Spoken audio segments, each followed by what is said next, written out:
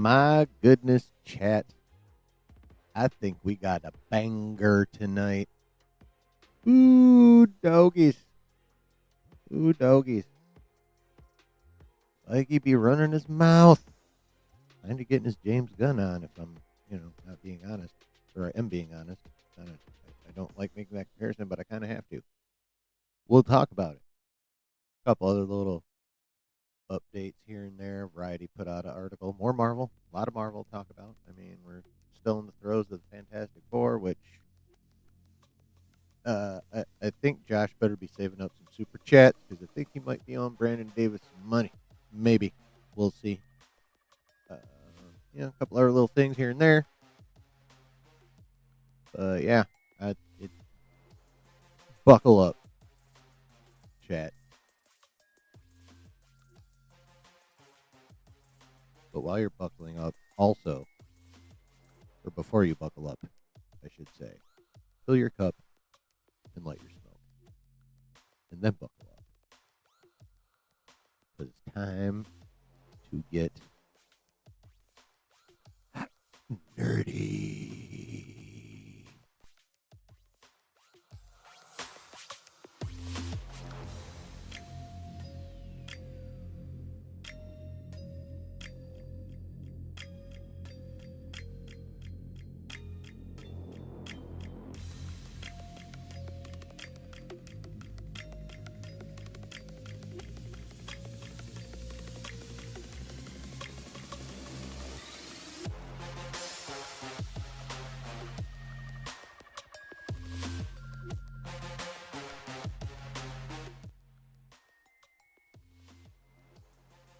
Good evening, one and all. Welcome to the Wednesday night stream here in the basement.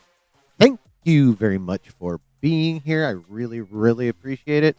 I'm obviously having some lighting issues. Still trying to work that out. Bear with me. I mean, I'm not all that pretty. So really, how clearly do you want to see my face? I think it's a fair point. Anyway, what is going on? How has everyone's week been going so far? Look at my chat. Love you guys. Spicy Dan, C-Dub, Delta Dan, Brooke. Oh, and third, we officially have our Dan to Dan in chat, Daniel Fisher. Dan to Dan in the basement. Hell yeah.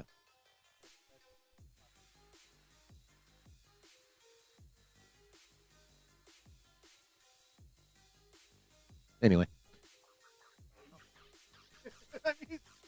I'm used to you laying down by the time I'm breathing. I'm sorry. He's actually he normally is, and I'm just a fucking dummy on the internet. Here we go. Anyway, you're curious about the F4 box office number projections? Well, if you believe Deadline, they suck ass. If you believe Deadline. They suck booty cheeks. And Basement of Dan's. Kinda, yeah. I'm okay with it. I'm fine chilling in a basement of Dan's. Yeah. Here's a question for the basement crew who lives in the Midwest. Y'all getting rained on? Storms? Anything like that? Because I'm getting rained, well, not literally rained on right now because I'm inside, but we're seeing some fucking rain where I live. A little bit of thunder, a little bit of lightning. Some gusts, but fucking rain. Like rain. Like if you were watching Forrest Gump, it'd be fat rain. It's fat rain. Yeah. That's what's going on here. Weather-wise, anyway. Other than that, I'm here, streaming, hanging with y'all. Been warm in the Pacific Northwest? Enjoy it while it lasts. Hot as fuck there, and your power was out for like 6 hours. Ugh, gross. Has your house cooled down yet now that you got the power back and the AC running? Has it returned to at least a tolerable temperature up in that bitch? Because been there, done that. Sucks crusty butt cheeks. Yeah. Yeah. Oh, God. There's Daniel Fisher. Oh, there he is. My guy.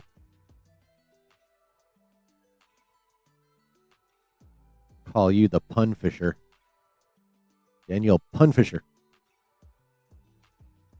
Instead of Punisher, Pun Fisher. Yeah, you ain't the only one that can do that shit, motherfucker.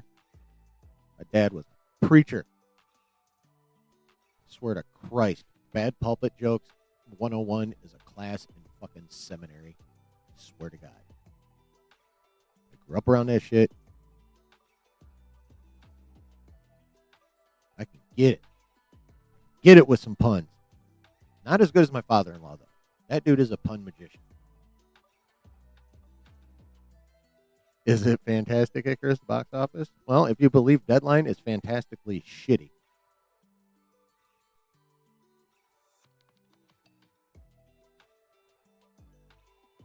Yeah. What was the name of that corporate newspaper? Something like that? Or Capital Punishment or something? It's fantastic. Oh, Jesus Christ. Oh, the Mike Porter School of Jokes. Yeah, he's a good one. Why don't you recruit his ass over here, Daniel Fisher? You got some connections. Bring him on into the basement.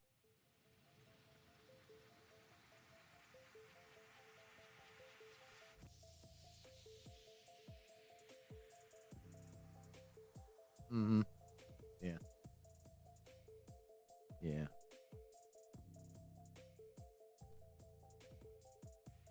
Oh, jeez. I thought I forgot to pay my power bill until I opened my back door to silence. My neighbor has his AC on 24/7. Oh. Okay. So you're like, shit, do I owe money? Then you walk outside and no noise from the neighbor. So I get it. Got your Sherlock on that one. Something's a bit off. Thought you messaged him. No shit. That's cool though that you like did that already, or at least thought to. That's pretty sweet, Daniel Fisher. Well done, sir. Well done.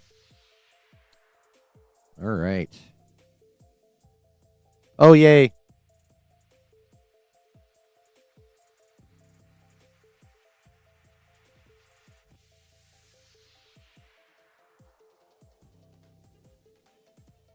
Sorry, there's background shit happening that I'm finding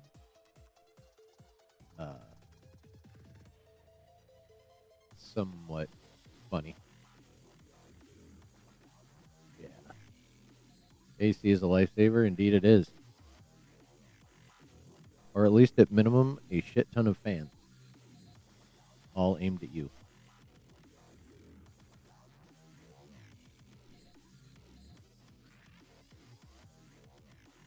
All right. Y'all want to get into this shizzle? You ready to do it? Ready to do it. We're going to begin light. We're going to begin with a happy story. A cool story. A story about a man we all love. Yep.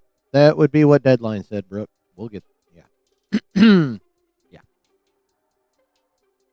You now have to wait a year until the next. Yes, that is correct. We do. 1 year from tomorrow, we will get Spider-Man Brand New Day. Brave New World was made relevant again because of what Feige said. Yeah. If he'd have kept his yapper shut, it wouldn't be. But, yeah. Anywho, we're going to start light, as I said. As I'm sure you've all heard, the creator, a.k.a. George Lucas, was at San Diego Comic-Con in Hall H for the very first time. By the way, his attendance there set a record. I saw that tweet and I was like, well, yeah. I was like, I think we can now 100% say, and it shouldn't be like even debatable anymore, between the record set, the attendance record he just set at Comic-Con, and the records Revenge of the Sith set on its re-release. It is 100% positive that the fandom overall prefers Lucas Wars to Disney Wars. The end.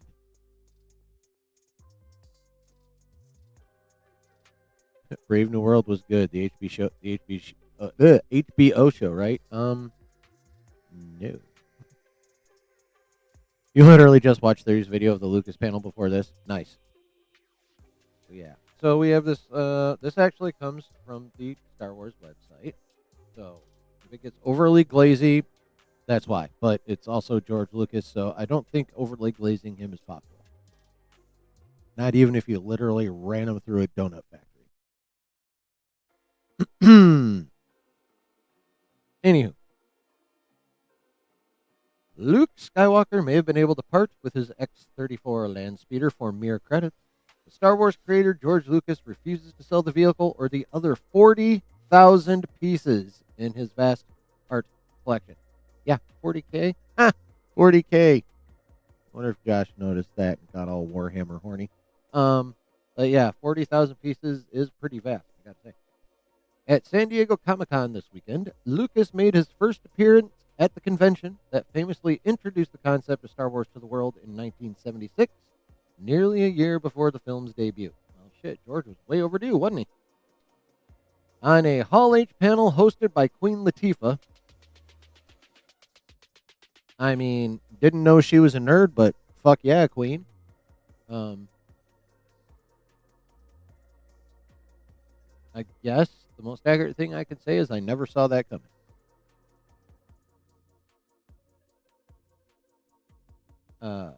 Anyway, hosted by Queen Latifah, UNITY, Lucas discussed his love of art, film, and plans for the Lucas Museum of Narrative Art, alongside Oscar-winning filmmaker Guillermo del Toro and Lucasfilm's Senior Vice President and Executive Design Director Doug Chiang.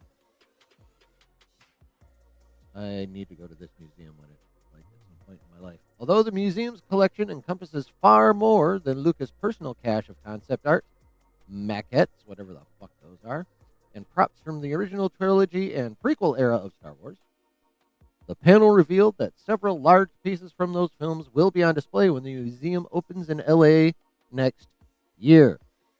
Got to get to Cali. In addition to Luke's X-34 land speeder from Star Wars A New Hope, a 1-to-1 replica of General Grievous TSMEU-6 wheel bike, as seen in Star Wars Revenge of the Sith. 1-to-1 replica. That's fucking dope. And a full-scale version of Anakin Skywalker's N1 starfighter from Star Wars The Phantom Menace will be on display. So the shiny Nubian, Nubian, yes. I forgot a lot of that. Okay. Yeah, the collection will also house speeder bikes from Star Wars Return of the Jedi and concept art from the production of the first 6 films in the Skywalker saga. These pieces will be displayed as part of an eclectic collection that includes the first drawing of Flash Gordon from 1934, original art for Marvel's Iron Man's debut comic cover from 1968, illustrations from Peanuts creator Charles M. Schultz, and paintings and other works from Norman Rockwell, Jack Kirby, and Frida Kahlo, just to name a few. Lucas has some good taste, bruh. Lucas, who first began collecting art when he was in college, told the audience that part of the idea for the museum came from his affinity for buying art and his aversion to selling it. I refuse to sell it, Lucas told the crowd. I'm not one of the typical high art collectors that buys and sells it off. I could never do that. It's not what I think art is. Like the enduring appeal of his Star Wars storytelling, the creator of the galaxy far, far away went on to discuss the importance of art, a resonance defined by personal connection. I think it's more about a connection, an emotional connection with the work, not how much it costs or which celebrity did it or whatever. It's a more personal thing. And I don't think it's anything that anybody else can tell you. If you have an emotional connection, then it's art. So, chat, who wants to go to that museum? I do. I do. I do. Holy shit. All that Star Wars stuff, plus comic art, plus other cool art by people that do cool art.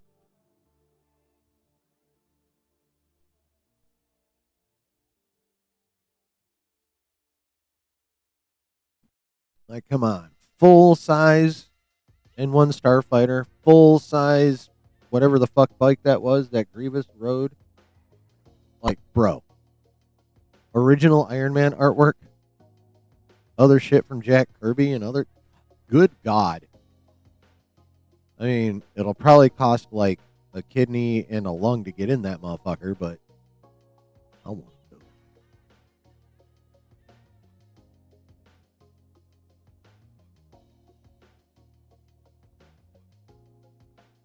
I want to go.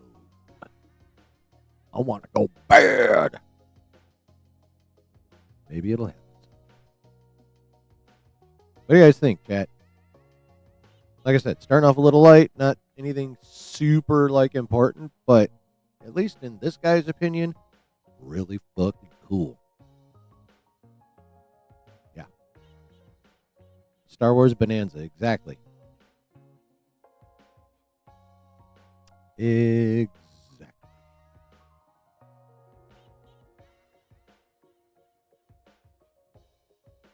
What up, Brennan? How you doing, man? So, any thoughts, chat, or shall we move along?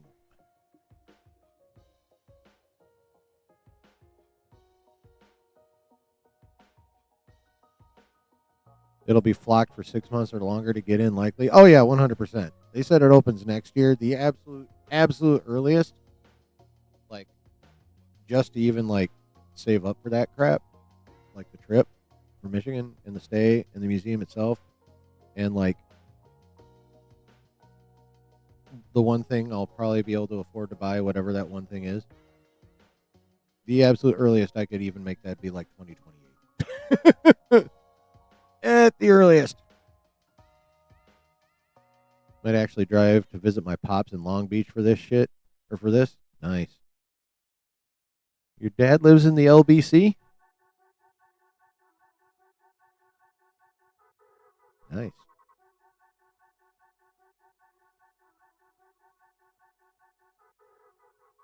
But then you'll have to take your girls to Disneyland, so it won't be cheap. I mean, there's that too, yes.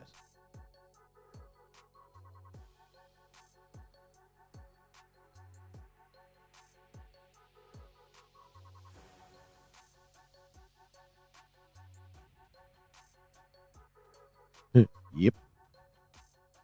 Cool. Cool, cool.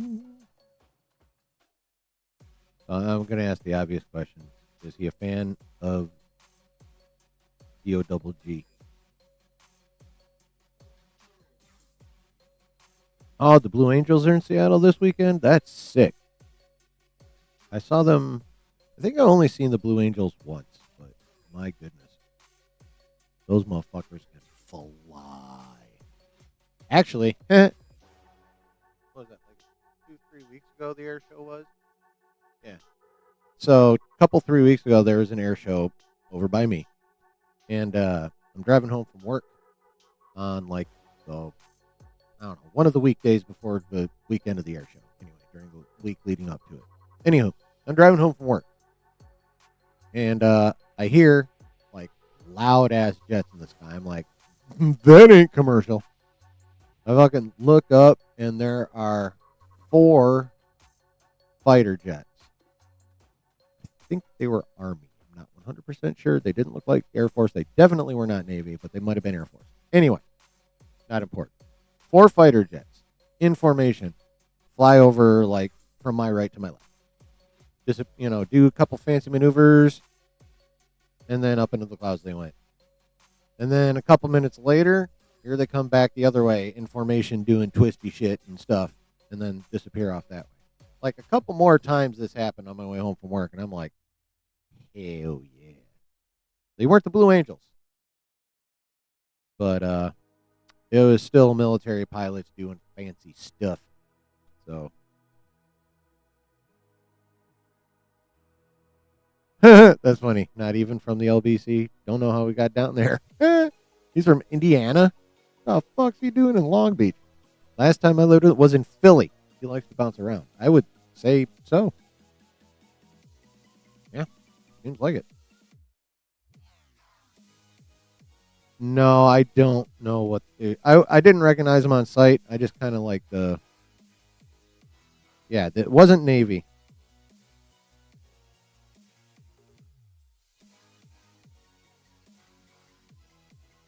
Isn't there a big as fuck base by me? Yes. Yep, Salt Air Force Base. It's up in what the fuck? Up by New Baltimore. It's like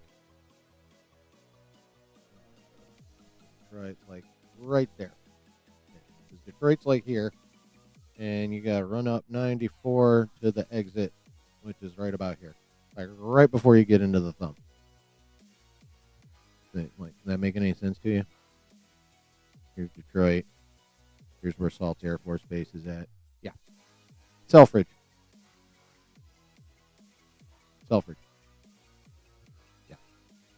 Yeah, Selfridge is up by New Baltimore. Not that these will mean anything to you, but it's where M59 dead ends into basically the coast. I remember right. I haven't been up that way in a long time.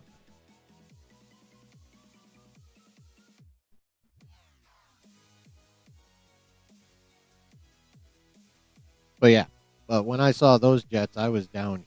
I was coming from Ann Arbor back over to where I live. They have Fleet Week in Frisco with the Blue Angels every year. And that only makes sense. You're going to get a lot of Navy on a coast. Also, the Red Bull Flute Toss Plus concert used to be a good time when you were younger, huh? Oh, okay. Future of fighter jets is pretty exciting but unpredictable. True. True that. True that. All right. Next item to go over. This is Feige not fucking up. I like hot tub jets. Hell yeah, Spicy Dan. Hot tub jets. Hot tub jets are tight. There's my pitch meeting impression. Anyway, so we have these comments from Feige when he's not fucking up. Okay, so Feige teases original X-Men's major role in Avengers Doomsday. According to Marvel's top executive, Avengers Doomsday is set to give the OG X-Men stars a chance to truly, shine. If recent Kevin Feige quotes are to be believed, Avengers Doomsday will spotlight Marvel's original X-Men for significant roles. Not news. Doomsday is already confirmed to include the biggest cast of any Marvel movie in history, showing the Avengers joining forces with the Fantastic Four and countless legacy stars from before the MCU's existence. Looking at the size of their roles, X-Men fans should have plenty to look forward to. Marvel Studios president Kevin Feige gave an interview focused on Avengers Doomsday's use of the Avengers alongside the Fantastic Four and the X-Men. Featuring at least 3 different universes, if not more, Doomsday will bring together generations of Marvel movie history for a story unlike anything fans have ever seen. Considering the love fans have for 20th Century Fox's original X-Men actors, it is almost no surprise that they will get their moment to shine. Speaking with Marvel, Feige touched on how the Avengers movies are okay. Yeah, okay. We're gonna ignore these and go right to his quote where these are drawn from. In answer to a question, Feige says, "That's always fun. The fun of an Avengers movie is introducing people to each other and seeing how very different personalities get along. In the case of a movie that involves the threat of worlds literally colliding, It's fun to see them visit each other's homes. So, with the Baxter Building set, let's say it had 4 or 5 people in it at most in the Fantastic Four movie. And it's got a heck of a lot more people in it in Doomsday. It's a thrill to see that interaction, and it's surreal for me, who's been around for 25 years. It was another dream that we just didn't think about for many years. Deadpool and Wolverine scratched the surface of that, and now we're really delving into it with Doomsday. Blah, blah, blah, blah, blah, blah. Okay, cool. Don't care about the rest of that. Just wanted to go over the quotes. So, things that piqued my interest. Really just one. It's this Baxter Building section right here. Oh, you motherfucker. So, and to reread this highlighted portion. Hot tub. Okay, hold on. Hot tub jets. Hot tube. What the fuck? Hot tub jets and hot sauce don't mix unless you double on the chlorine. I don't even think that would help. Matter of fact, chlorine is also somewhat corrosive. So, hot tub jets don't mix with, like, definitely not the combination, and not double chlorine either. I mean, you're talking about frying your bunghole, like literally. Toasty booty. Anyway, so with the Baxter Building set, let's say it had 4 or 5 people in it at most in the Fantastic Four movie. And it's got a heck of a lot more people in it in Doomsday.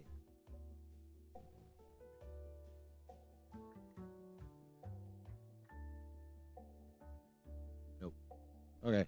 Yeah, this is really the main thing. So, what this means is, and earlier in the article, if you recall, said featuring at least 3 different universes, and so, yeah, true, that is your point. Yeah, so we've got obviously 616. Oh Jesus Christ, Spicy Dan, what the? Oh, what the fuck? God damn it. Anyway, obviously 616. Obviously 10005 where Monica is at, and now according to Feige, they're going back to 828. Fantastic Four universe. So the next question is A, how/why do they end up there? And B, when the fuck is this universe actually going to get destroyed? Because it did not get destroyed at the end of F4. It's supposed to get destroyed towards the beginning of Doomsday, but if they got time to be universe bouncing, having fucking meetings, I'm starting to wonder how long that motherfucker's going to last. Now, I still firmly believe it's going to get, well, I mean, it has to get destroyed. I mean, they all have to get destroyed in order to get Battleworld. I'm wondering if it's actually as early in the movie as some people had originally reported / speculated / rumored, blah, blah, blah, blah, blah, everything. All those words.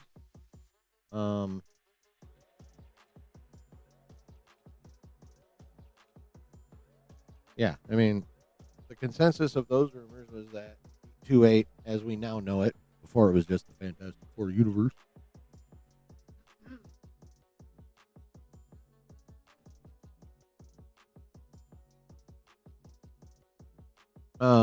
First we thought it was going to get destroyed at the end of F4. That didn't happen. So it's like, okay, well, it's going to get destroyed in Doomsday. Scoopers were saying it'll be towards the beginning of Doomsday. I'm starting to wonder if it's like even going to happen in Act 1. Like it only matters when they blow it up in the movie, depending on what happens leading up to that moment. Like, if it's lame, then they should have blown it up earlier. Basically, is what that boils down everybody go? Um, but yeah, so I mean that's cool. Uh, getting more time in 828 is cool. Uh, getting some of our well-known 616 characters over in the Baxter building is going to be cool. So yeah, I mean, I love the idea. I think it's dope. Um, it just, makes me curious as to how like really how Doomsday is going to go, because like everything that's coming out of like Marvel itself, kind of, sort of, a little bit like not what the scoopers are saying.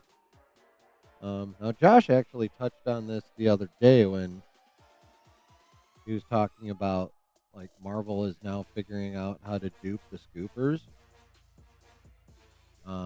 Like they're dropping false reports, false scripts, blah blah blah.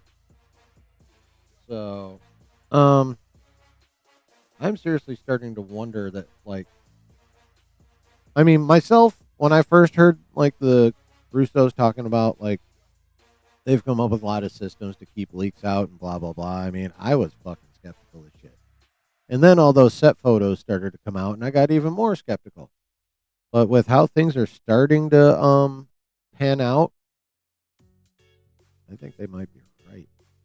I think they slash Marvel have figured out how to screw the scoopers over a bit. And I'm really starting to think most of what we thought we knew about Doomsday is wrong, and we don't know hardly anything about Doomsday other than the basics. And you know what? As curious as I am, and as much as I love to know what's happening, I am totally fine with that. With that being a development, I'll be totally fine trotting my ass into the theater to go see Doomsday, plunking my ass down in the chair and going, you know what? Most of this is going to be surprising, and that'll be fucking dope. Did you hear Josh's theory about Reed and Victor working together through some of Doomsday trying to save their universe? Yes, I did. Yes, I did. And I agree with most of his takes about the post-credit scene, by the way.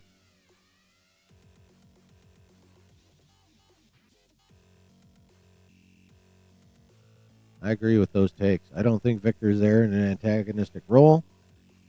I think Franklin knows his ass somehow or other.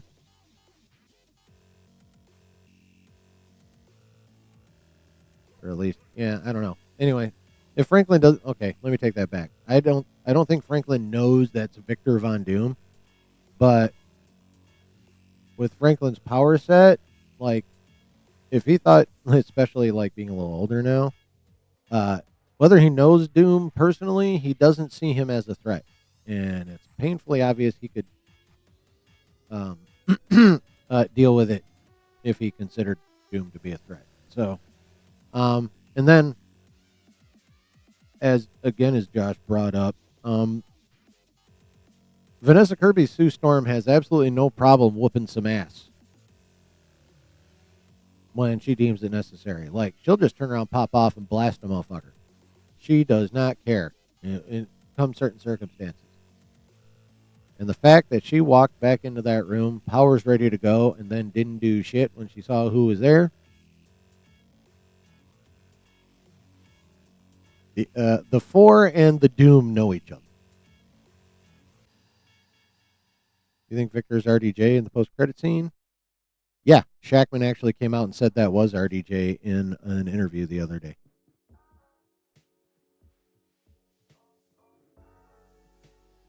Yeah, like Shackman was like, that was not a stand-in, that was not a body double, that was Robert Downey Jr. in that post-credit.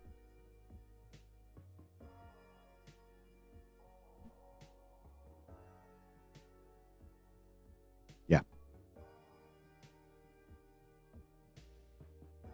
So, yeah, no, I actually I don't know how, like, if it's 100% accurate, but I think Josh might be onto something. Like, if Sue didn't smash him outright, and she had time. Some people, I imagine, will probably be like, well, she just walked in and just saw him. She does not hesitate. Especially when, like, her kids involved or her family. She does not hesitate at all. So, if she didn't smack that dude away from Franklin, like, with immediacy, there's a reason. And that reason is she knows Victor. She's known Victor long time. I agree with Josh that Reed and Victor's history, based on this, could very well be intact in what we're used to. Those two going to college together, forming a rivalry. All that shit. All the history that we're all used to could very well be intact. Costume looked kind of weak. I don't know. I mean, like, how dope does Doom's uniform, costume, outfit in the comics really look from the back? You know, the impact of Doom's look is from the front. The mask, the hood, the cape, the armor. You know, Doom's visual aura comes from the front, much more so than the back. And again, I also agree with Josh that the next time we see Doom, it'll be in a different costume anyway, and probably will be more impressive. Because we're looking at a time jump in Doomsday, about 10 years, give or take. So, yeah, I think what we saw, that's going to be the only time he wears that particular costume. Maybe right at the beginning of Doomsday, maybe, but probably not. Excuse me. So, Daniel Fisher, I'm still feeling Josh's theory about Tony being a Victor variant. Oh, 100%. 100%. Like, in my mind, he's right. Like, the circumstantial evidence is building.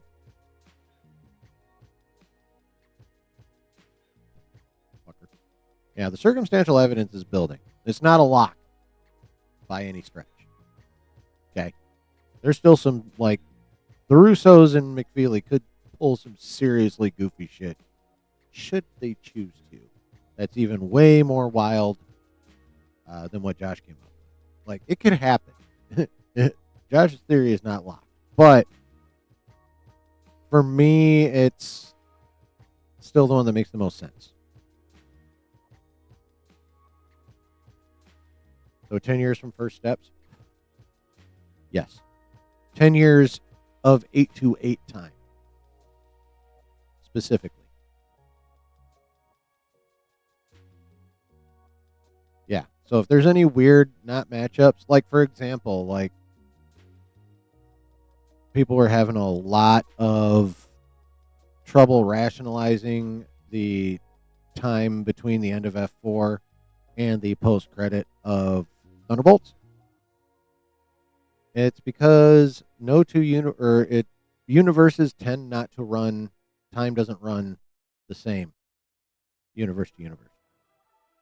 So, for example, at the beginning of Doomsday, it'll be approximately 10 years later in the 828.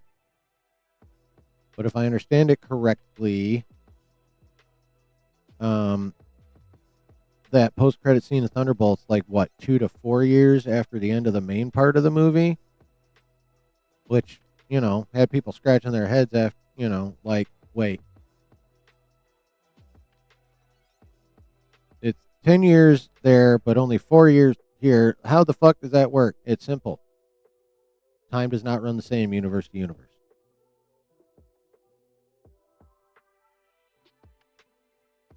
That's why it doesn't make sense, Brennan. Time does not run the same universe to universe. And that's also fair too, Delta Dan. Also fair too. But yeah, there 10 years passes specifically in the Fantastic Four universe. Less time passes in the main 616 for whatever fucking reason. When you start popping dimension from dimension to dimension, universe to universe, yeah, things get wonky. Like, for example, the quantum realm. Y'all remember Endgame? Ant-Man comes back, gets into the Avengers compound. They're trying, he's like, so this is what happened? He's like, yeah, it was 5 years for you, but it was only 5 hours for me. Again, quantum realm, different dimension, different realm. Its own little universe. Time runs differently, universe to universe. So, any time discrepancies, they do not elect to explain to us themselves. You can just chalk up to time runs differently in different universes.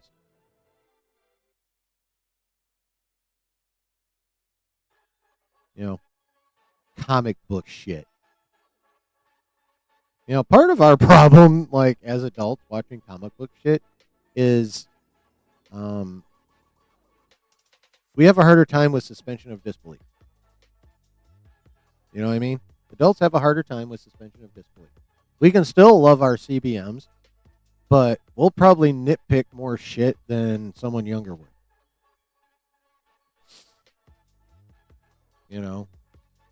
The less something seems based in reality, the more us older folks are going to nitpick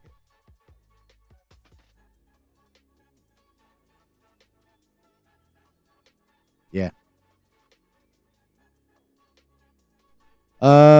Yes, Brennan. We all do. That's the thing. Not just you. We all need to accept it, internalize it, and keep it moving.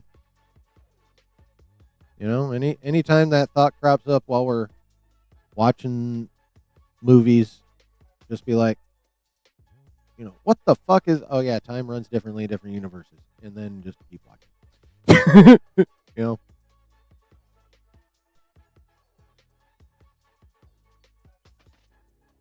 Have someone say it for the normies. My dad is super into Marvel and is so lost now with the multiverse.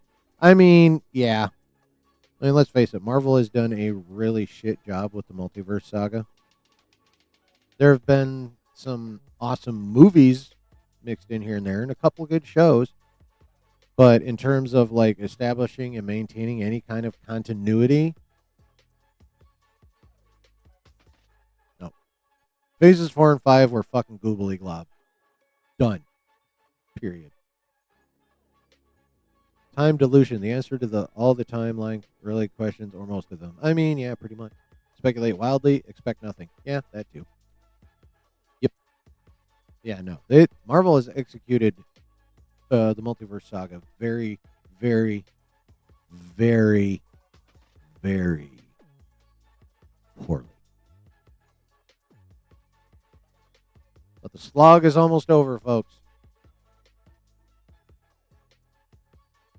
Starting January 2026, every bit of Phase 4 and 5 will have been released.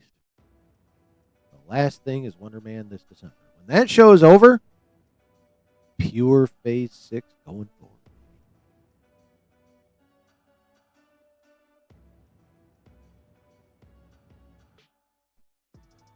That, even with everything that's been going on with Marvel, even with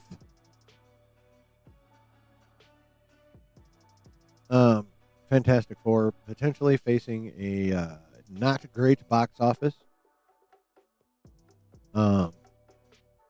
we roll in next year, and not just with Marvel. I mean, we have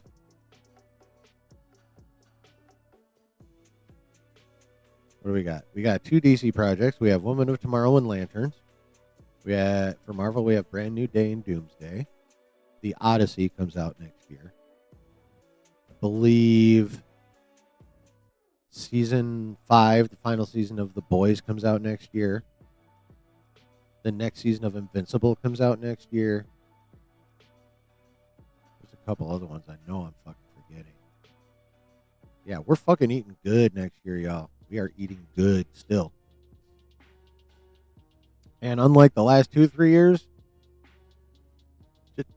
it all looks dope. Like, none of that sounds questionable to me. None of it. Oh, yeah, Dune. Dune. I knew I was forgetting. Yeah, that's another one. Dune. Plus, there's some big animated shit coming out next year, too. There's an Ice Age movie. There's another big animated one. Like, 2026 is kind of lit. You know? Project Hail Mary. I know nothing about it. Shrek. Yes, Shrek. That's the one. Thank you, bro. But yeah, a lot. 2026. Looking pretty good, honestly. So. But yeah, so again, cool part. We're gonna be spending more time in the F4 universe, and there's gonna be some Avengers and there's gonna be some Avengers up in that bitch too. So yeah.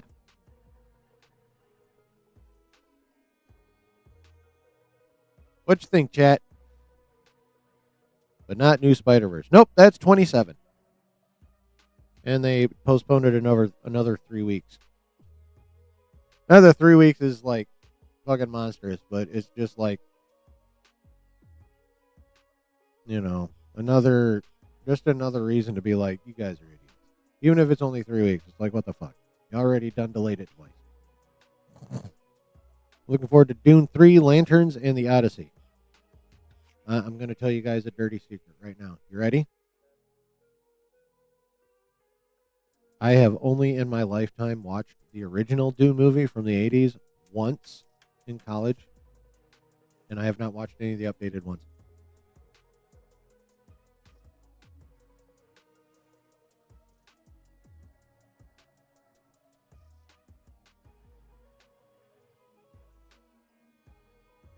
Don't hate me, chat. Yeah, nope. It's officially just Dune 3. When that, like, Denise said that like a couple weeks ago now, I think. It's been a minute.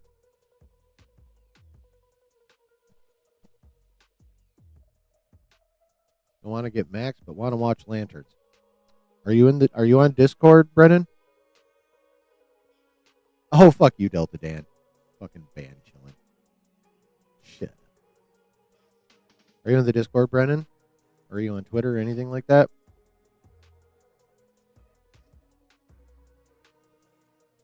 Took you 2 times to watch the first Dune. I have time to catch up. I do have time to catch up.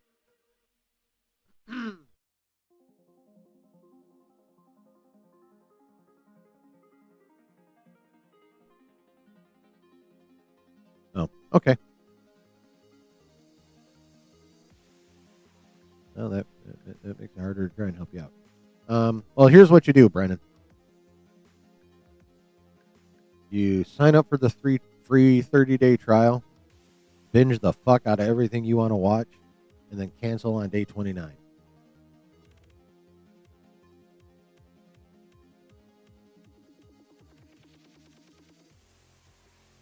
YouTube's the only social media you have? Okay, well, that's cool. Totally cool. So, yeah, that's what you do.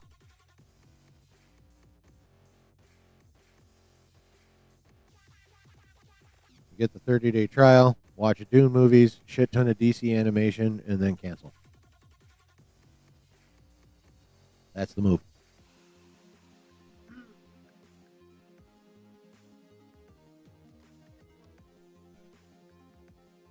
That's the move. Right? Or ask a friend with HBO Max their sign on. If you know anyone with HBO Max that, like, you know, you like and like you, just ask for their sign on. They'll probably fucking do it.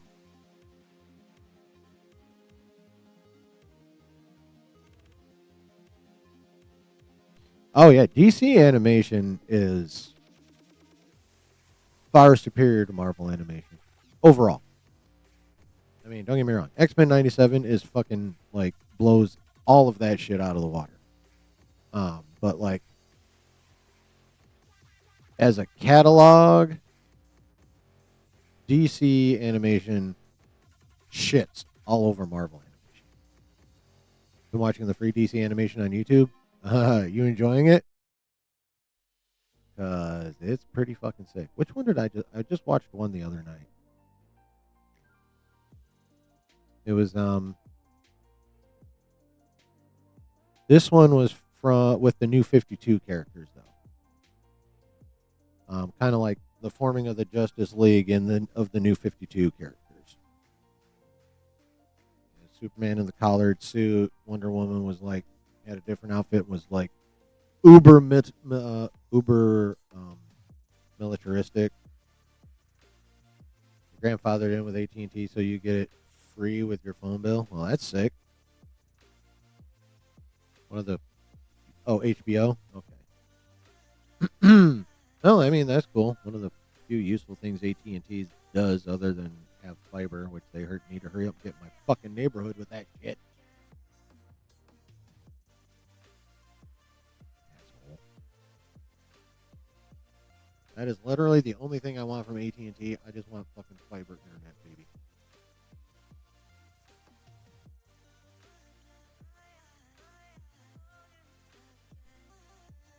That will solve many problems.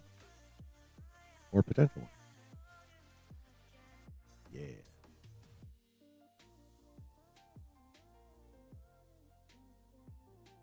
Alrighty. Next item on the agenda is as follows. Variety dropped a big old article about Marvel and what's coming up. And many, many quotes have been thrown all over the social media from this article. So, you know what we're going to do? We're not just going to do headlines. We're not just going to do snippets. We're not just going to do sound bites. We are digging into this motherfucker. You still have your old Comcast employee discount, or you would have left AT&T a while ago. I mean, yeah. But, I mean, as long as they're serviceable and cheaper than they normally would be, I'd rock it.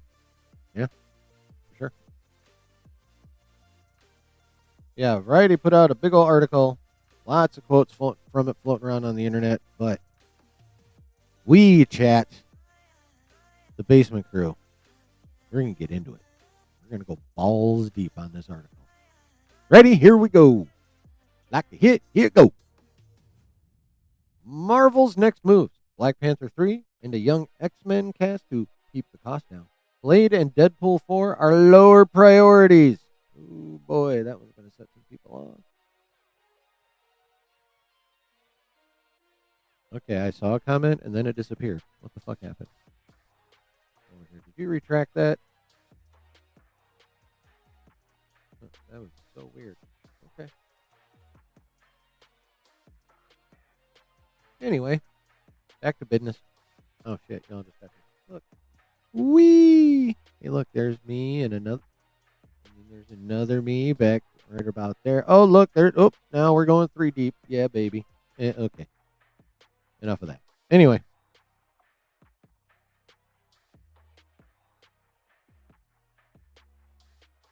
Let us dive directly into this article. Could have been worse. Could have been better. That's the collective takeaway on Marvel Studios' The Fantastic Four First Steps, which pulled in $218 million globally following its July 25th bow. But, as with Superman 2 weeks prior, the superhero movie's overseas haul, $100 million, including an anemic $4.5 million from China, they fucking hate American superhero movies anymore. CBMs, they don't like them. Offers a stark reminder of how much things have changed since pre-COVID days and where the tripwires lie for the Disney-owned studio, which has ambitious plans for 2 Avengers movies in 2026 and 2027, respectively, followed by an X-Men reboot further out on the horizon. By contrast, Avengers Endgame nabbed $614 million from the Middle Kingdom alone in 2019. Damn! Multiverse basement. Yep. Ooh, excuse me. Okay. There's a reset of what a hit is, and I don't see them consistently hitting 1 billion as before. Without China, with Disney Plus exposure, post COVID, without megastars, says one top agent who represents several clients in the Marvel Universe. China used Marvel, Disney, and the U.S. film industry to seed their own. Adds one insider of the Lost China windfall. We are never going to have those days again. Let's just pause there. I think this dude's pretty accurate. What we call a hit is going to involve a lower box office ceiling than what we're used to with Marvel. Yeah, China spending way less on CBMs. I would have more accurately where this person says Disney Plus exposure. That should read Disney Plus overexposure. Massive brand dilution because of Disney Plus. Post COVID, without megastars. I mean, outside of RDJ, they're really like no mega stars. Maybe Cumberbatch should be the next closest to RDJ that I can think of off the top of my head. I mean, I guess Harrison Ford now. ScarJo. I don't know if she's a megastar. I mean, she's popular. She's a star. I don't know if she's a megastar. I don't think she qualifies as a megastar. Sam Jackson.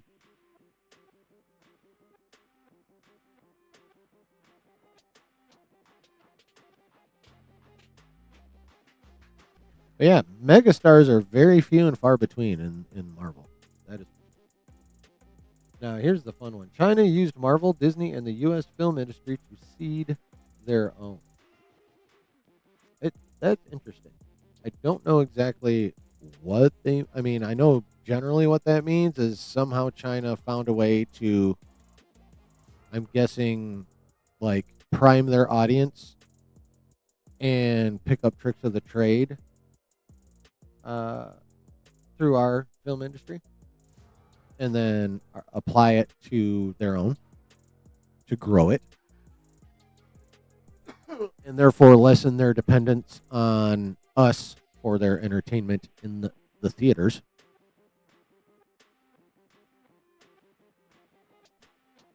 I mean, it's not like Chinese people don't go to their theaters. That fucking was it? Is it anime? It's Chinese, so I don't know what they call it in China. But the Chinese version of anime, like Neza, whatever the fuck that was, that made like 2 point something or other billion, they'll go to the fucking theater. That is not an issue. It's not like China's box office is in like a general downturn the way ours is. Okay? They will go to the fucking theater over there. They just don't want to come to the theater for our shit as much. Jurassic World did better than both the Marvel movies, but the Chinese, well, Eastern Asians in general, like their critters. Dinosaurs are going to do better. Donghua? Okay. So yeah, that Neja Brook, I'm sure you know the name of it. I know you've talked about it before. And my apologies for not remembering the entire name of it. But yeah, like 2 billion plus for an animated feature in China. Like, they like what they like. And right now they don't like CBMs, and they're not going to show up just to fucking show up. Hell, a lot of the Marvel fandom doesn't show up just to show up anymore. We do. Normies don't. Don't believe me? Look at the box office totals of like the last 5 or 6 movies, with the exception of Deadpool, Wolverine, and Guardians 3. I think Quantum Mania is the one that made the most out of all of them. I don't remember exactly. Neja 2. Is that the only thing I was forgetting? Is that it was a sequel? Son of a bitch. Been saying Jurassic World would win the month for over a month. Yeah, I never committed to that, so I'm not even going to pretend I did, but I'm also not surprised. My biggest thing, the hill that I've been standing on, and it would appear I'm about to be able to plant my flag on, is that these motherfucking movies were way too close together for any of them to make $1 billion. And it's looking pretty good for that to be accurate. Looking pretty good. Like the only one I still even have minor concerns with is Jurassic World, but I don't. Has it even cracked 800 global yet?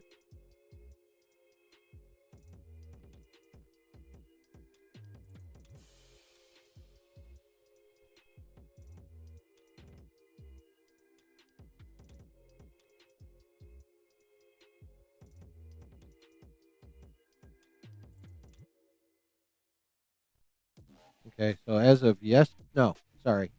2 days ago. Oh shit! Now Rebirth is only a 718 right now, globally. Yeah, that movie ain't cracking a billy. And Superman and Thunderbolts ain't even cracking a billy. No, it's not even that close to 800. What I say, 718? Damn it.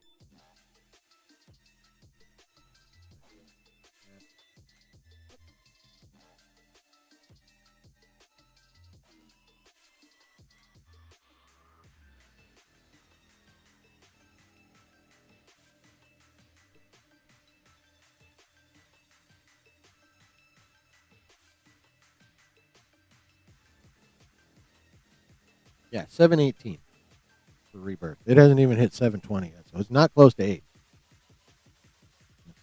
Not even, I mean, it's past 700, but it's not super far past 700. It hasn't even hit 720 as of Tuesday.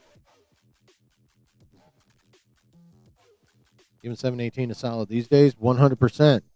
That's literally what this dude's talking about. I mean, he's specifically talking about Marvel and shit, but that's true for blockbusters now, and it might be true for blockbusters for quite some time going forward. I think.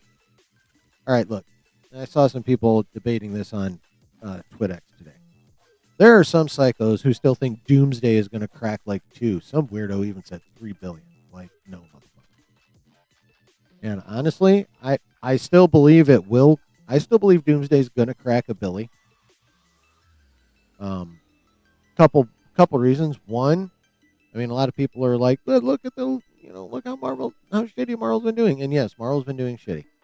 Well, let's look at the last few movies.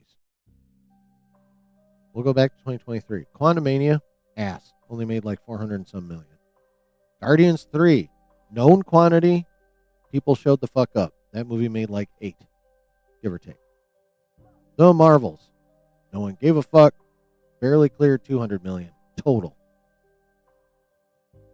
Then in 2024, we had one Marvel outing that was Deadpool and Wolverine. Big fun. Hugh Jackman, Ryan Reynolds. Weak ass plot.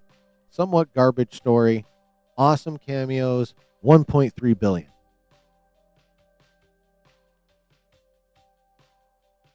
Massively known quantities.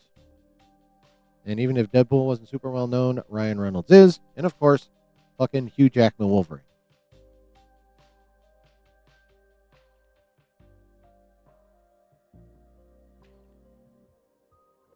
Now, we enter this year. Brave New World barely clears 400 million. Just because it's not a good movie. Okay? We'll talk more about that later when we get to where Feige fucked up and said dumb shit. But yeah, Brave New World, not good. And then after that came Thunderbolts. Damn fine movie, but about B or lower level characters, most of whom we're used to from Disney Plus. Or not popular movies. So, the main point being B or lower tier characters that really only Marvel fans would give a shit about. Didn't even crack 400 million. Now we have the Fantastic Four. Again, really, really fucking good movie, like Thunderbolts was. It's going to make more than the Thunderbolts did. Okay, we're not going to worry about that.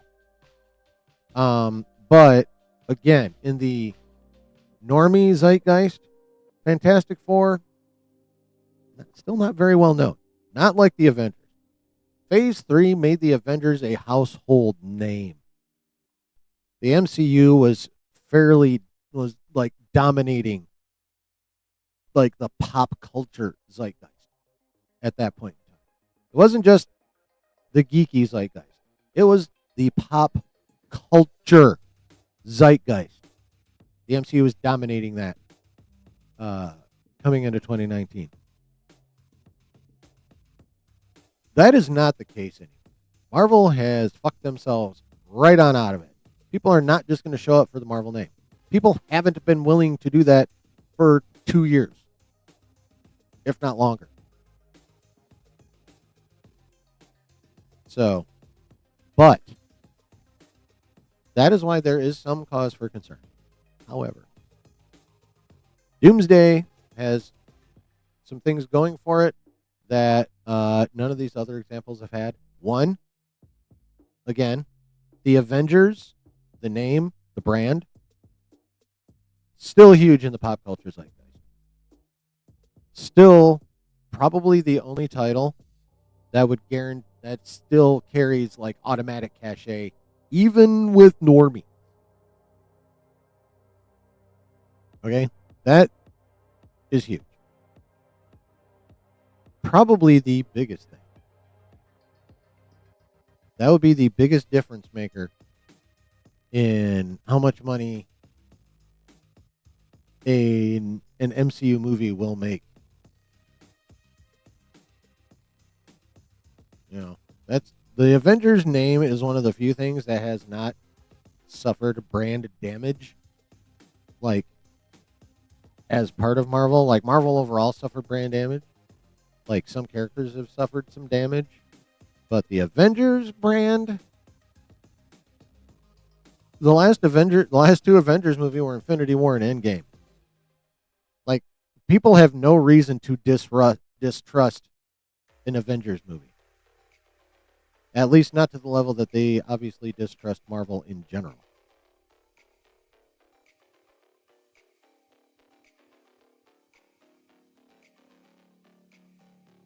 So, that's why I still think Doomsday has a good shot at cracking $1 billion. At this point, I am not willing to guarantee that. I can see a scenario, as Josh would say, where it does like 850 to 950, 960, like, Multiverse of Madness kind of numbers. If it doesn't crack $1 billion, I think it'll just still do like Multiverse of Madness type of numbers that crack 900.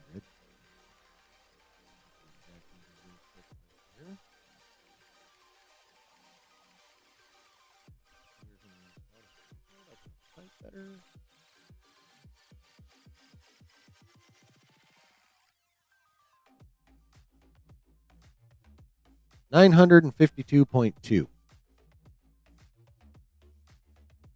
If Doomsday doesn't crack $1 billion, I can see it right around there, 900 or so. And hopefully it doesn't hopefully it doesn't go below 9. Like if it only does 850, we're having a whole nother fucking conversation like spring 2027. I can tell you that right fucking now. Like if it doesn't hit $1 billion, like people are gonna fucking panic. Somewhat justifiable. Like that's gonna happen. The conversation that's gonna happen in early 2027 if Doomsday does not make $1 billion. Oh my God. It's going to be crazy in the nerdy world, specifically the MCU fandom, Marvel fandom. That's going to be nuts. So, yeah, no, Spider-Man could also help Doomsday if it's really good too. Especially if they throw even like a teeny little tie-in in there, Even if it's just a post-credit scene. Some kind of something. Like, it doesn't have to be the end of... It doesn't have to be how Ragnarok ran right into Infinity War. Or, like, how Rogue One ran right into A New Hope. Doesn't have to be something like that. But a little hint, just a little bit of connective tissue that gets people going, oh shit, Doomsday comes out in like 3.5 months. Let's go. A little something like that, I think would be advisable. It's just me. But yeah, I Delta Dan, I agree. The break will help. Not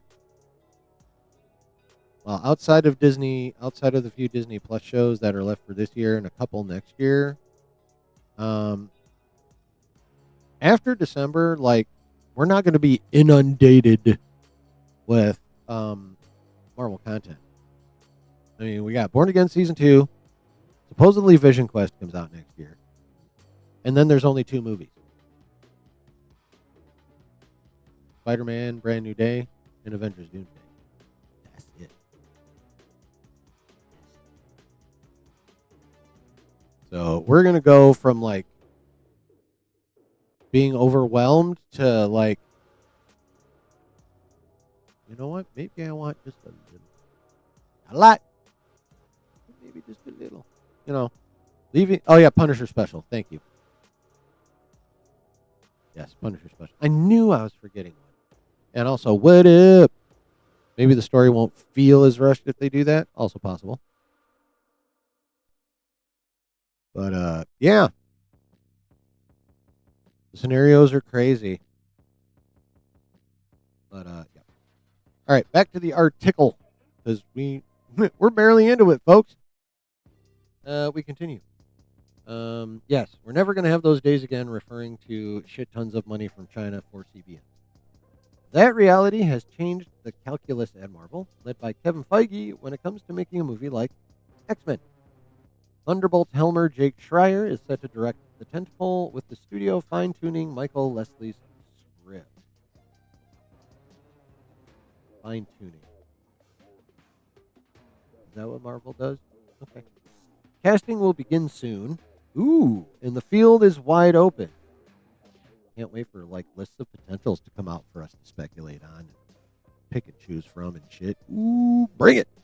But Marvel has indicated to reps that it is looking for younger talent rather than A-listers to, quote, keep the cost down, says another agent. Feige also indicated he is looking to focus on the next-gen aspects of X-Men during a recent conversation with press. Whatever the fuck that means. I'm sure they're talking about those articles we talked about last. Marvel is holding. Oh, here we go. Marvel is holding July 23rd, 2027 on the release calendar for an unnamed film. The sources say it won't be filled by X-Men. Marvel declined comment for this story. Okay, interesting. Still haven't given up that July 2027 spot. And variety sources say that's not going to be the X-Men. Now, if that's the case, we are 100% not getting X-Men until 2028, although that is also not a big surprise. You don't think China ever sold more than 60 mil on a Marvel movie?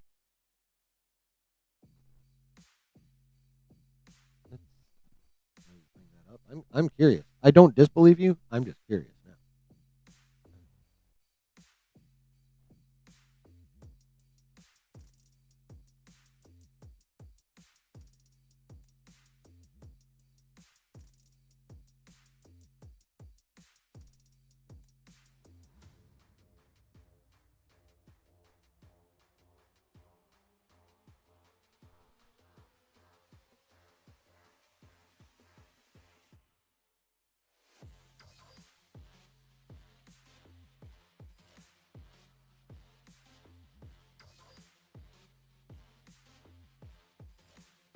Oh.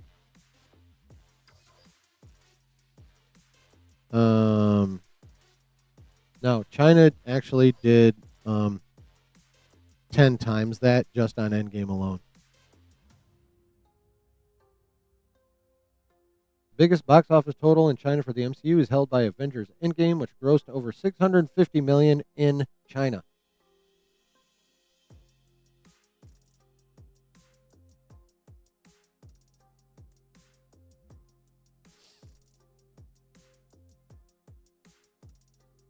Yeah. We used to do good in China. We used to do good in China. Still betting on Doctor Strange 3 for that July 20. Yeah. That would be the next best thing. I still think they should have fucking set shit up better and put that in. Well, when Doomsday is supposed to come out next May, I thought DS3 should have been in that February slot that no longer exists. That really nothing's going to get put in. At least not for Marvel. Disney might stick something there. Marvel definitely is.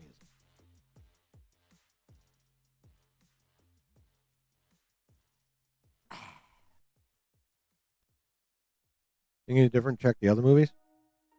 I don't wanna. Besides, you just said on a Marvel movie in general. You didn't say most Marvel movies. You just said a Marvel movie. And on a Marvel movie, China dropped 650 million on it, which is what Endgame make, like 2.3. 650 million is like, damn. China contributed like 20% or more.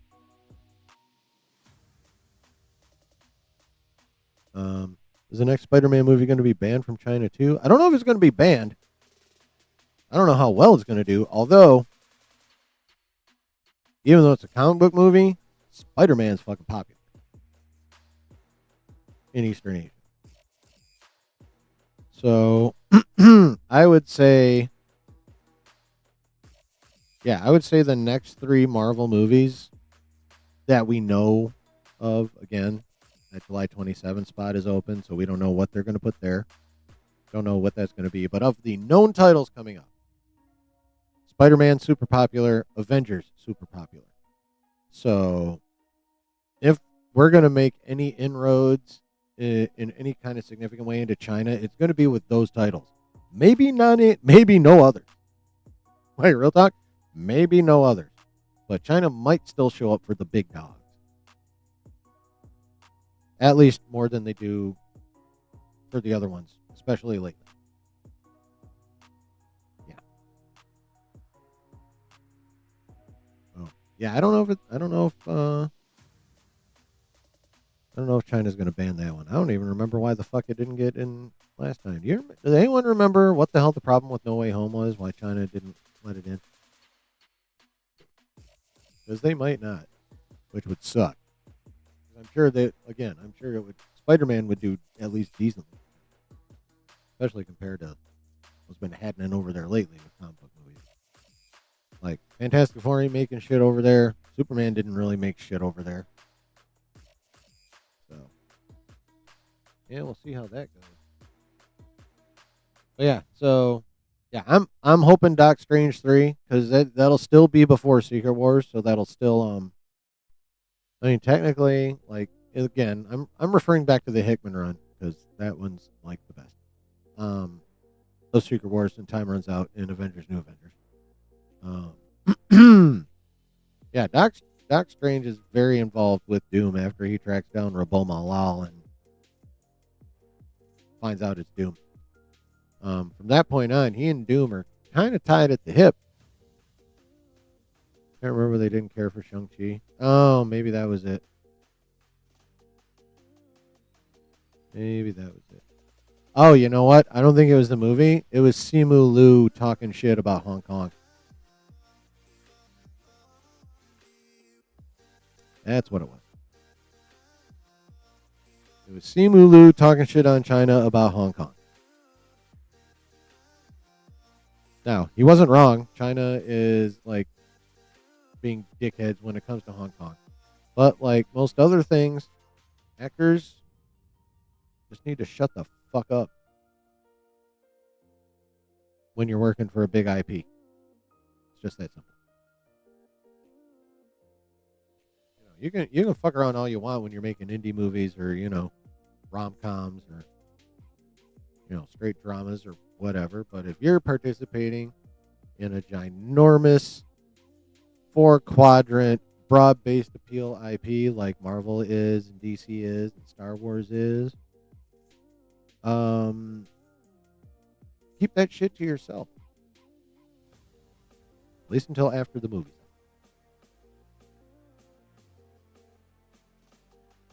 Not because you're not allowed to have feelings, not because your sentiments are incorrect. Because you're part of a business and popping off at the mouth 9 times out of 10, bad business decision. It's no deeper than that.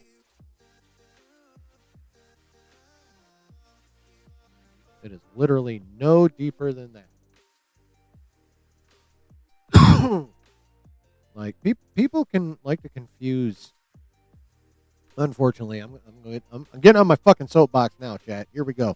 What up, C-Dub? Is Doc Strange 3 coming out before Secret Wars? Hopefully that's the one that's coming out in that July. What is it? July 23rd, 2027 slot. That's what we're all praying. We know nothing.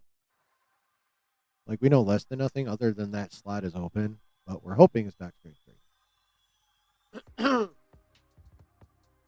I'm gonna grab a pop, and I haven't forgotten to get on my soapbox even with my ADD. Give me a minute.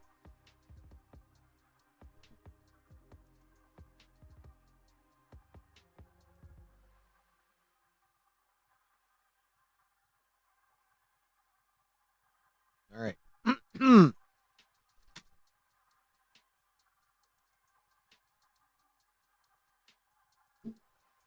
Okay, so here's the deal, chat.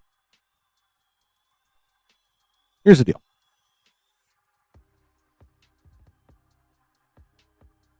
There's what up, C-Dub? Doing all right. You got here just in time for me to get on my soapbox, though. So buckle up. So here's the deal, chat. Hollywood is not a monolith outside of the fact that it exists to make money by entertaining us. In general, that's why Hollywood exists. Okay? Hollywood is a business. Businesses exist to make money. Hollywood's way to make money, again, entertain us. Get us interested enough in their movies and TV shows to get us to watch the TV shows so they can make ad bucks and spend money at the box office. That's their ultimate goal. Now,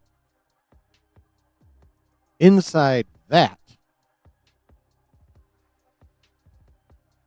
there's a few different kinds of movies out there. You know, you got your smaller indie flicks, you know, your regular ass dramas, comedies, that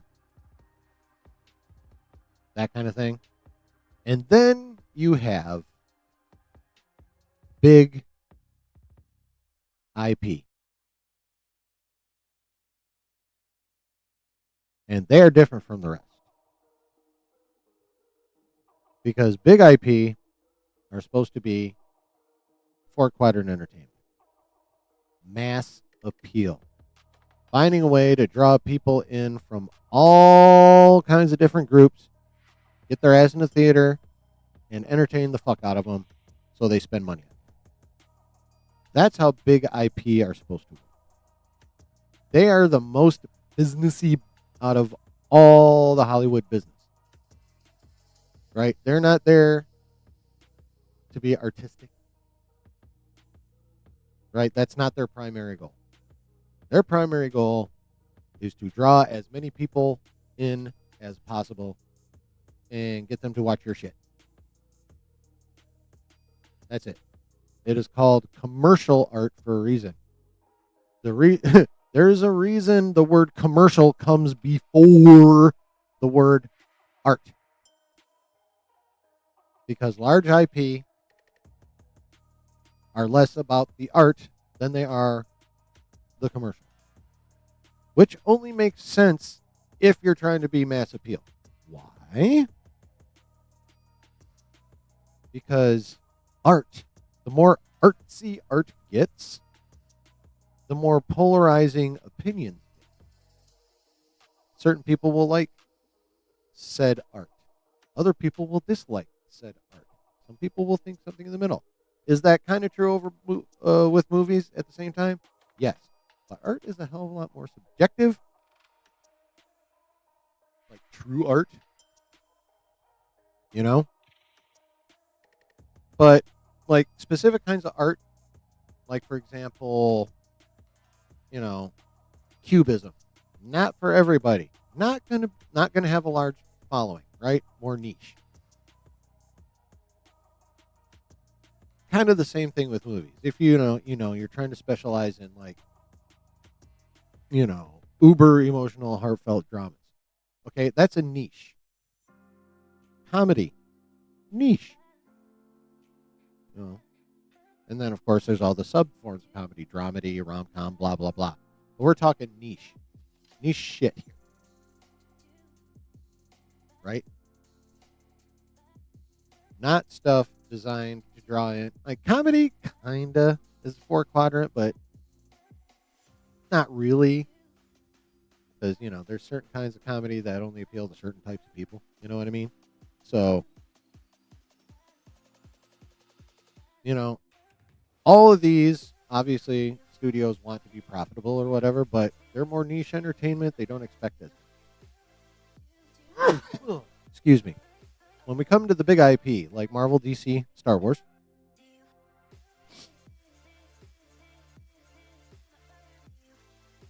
it's very different. Everything takes a back seat to being mass appeal, or at least it should. You know, artistic quality, bit of a back seat to mass appeal. Um, Sending a message should be backseat to mass appeal. Something Hollywood has failed on a lot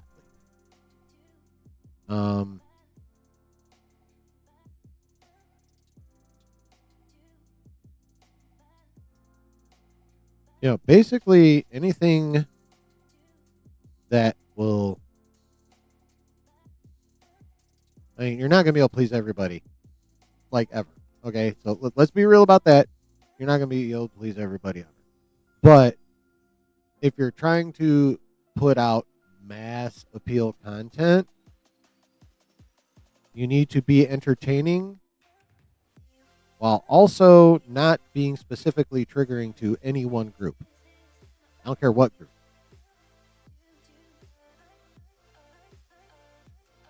Don't be doing shit to be triggering any group or combinations of groups if you're trying to be mass appeal. It just does not mix.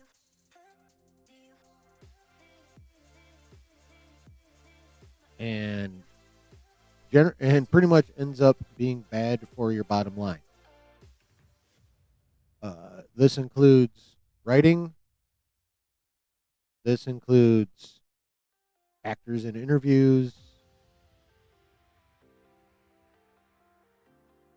If you're involved in mass appeal products, you can't be polarized. That's the long and short of it. And a lot of people tend to forget that when we're talking about actors, when we're talking about writers, when we're talking about fans, when we're talking about people who, like, for example, I'm gonna say the A word. I'm gonna bring up Andor.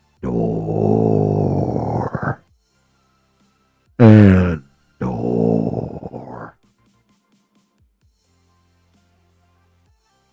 We're gonna use Andor as an example.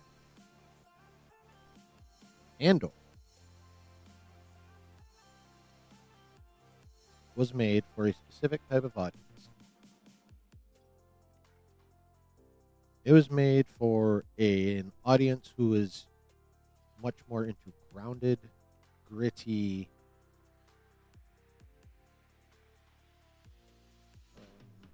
there's more adjectives,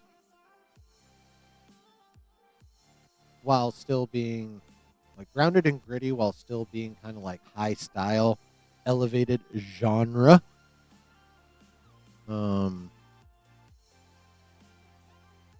That kind of stuff. That wasn't made to appeal to like as many Star Wars fans as you could recruit.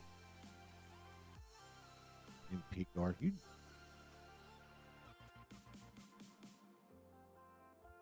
It was a good show. It's still not Star Wars. I don't care. Um, but like in terms of like television, not like the sticker that's on it. Yeah, it was a very well put together, well written, well acted show. I mean, the first 3 episodes of season 2 were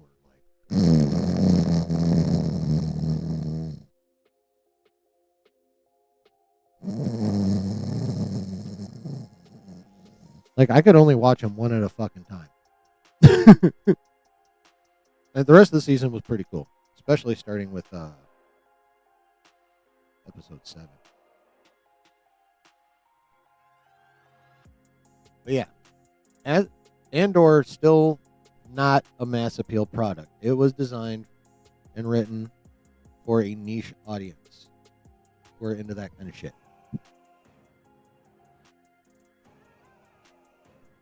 The Acolyte, not written for mass appeal, written for a niche audience. Those who want a different take on Star Wars lore. As long as I get to see Bix a few times every 20 minutes, I'm good. Like, you need 20 minutes.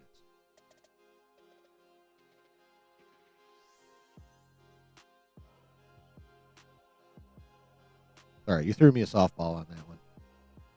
Who is Bix? Andor's girlfriend, Audrey Arjona. Look her up.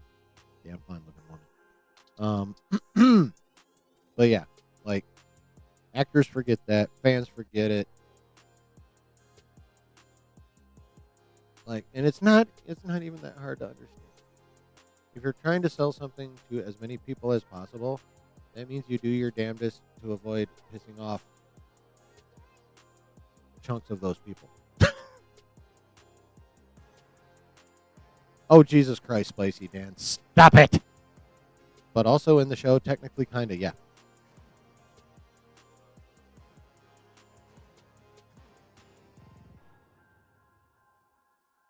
Actually, now that you mention it, yeah, she was. Yeah. Massive IP.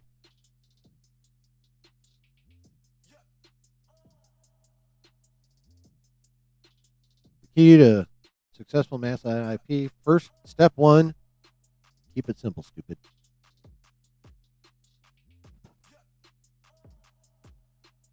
Oh, yeah. Yes, Delta Dan, that is true. Andor charted at number 1. Now, there are caveats to that. Caveat 1, the numbers for season 1 were a lot bigger, but they all got put together. Caveat number 2, its release schedule, 3 episodes a week, guaranteed to bring in viewing numbers in bulk unless it just gets completely ignored. And now moving on to the Emmy nods. Most of those Emmy nods were for behind the scenes stuff. Costumes, effects, yada, yada, yada, yada, yada. Only 2 of those 14 Emmy nods were for acting. And those actors were not even leads. It was, what's his name? Alan Tudyk, who did the voice of K2SO, and Forrest Whitaker.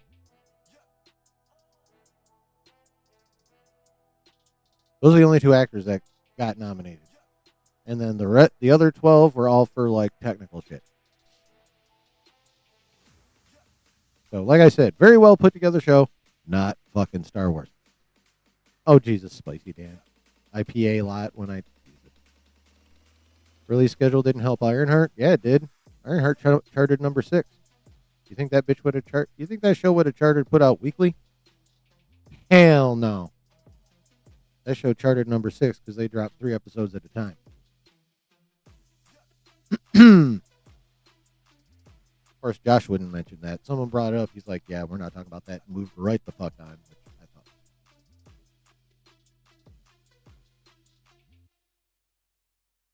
No, Ironheart charted number 6 on the originals.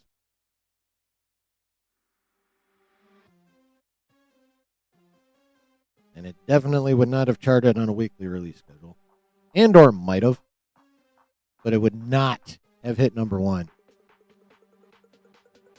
without that release schedule. Okay, I'll take that back. It might have worked its way up to number 1 by the time season 2 was over. Maybe. I'll give it a chance. I won't say it definitely. I won't say it definitely couldn't happen. I would still say the odds are lower than higher. But yeah. Mephisto reveal certainly helped. Well, no, I'm only talking about the premiere week, like the first 3 episodes. Like Mephisto wasn't even a thing when it charted at number 6.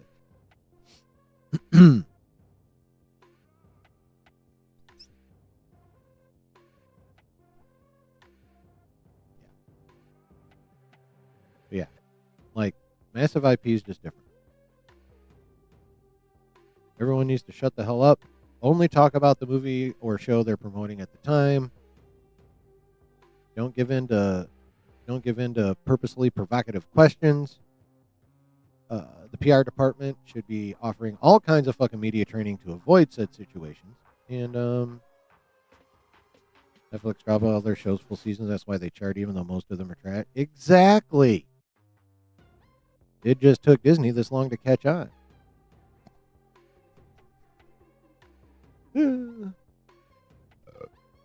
Yeah, that's exactly my point.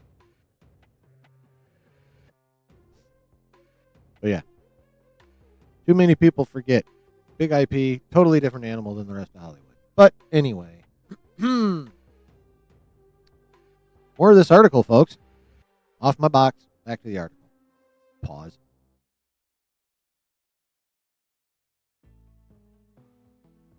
All right.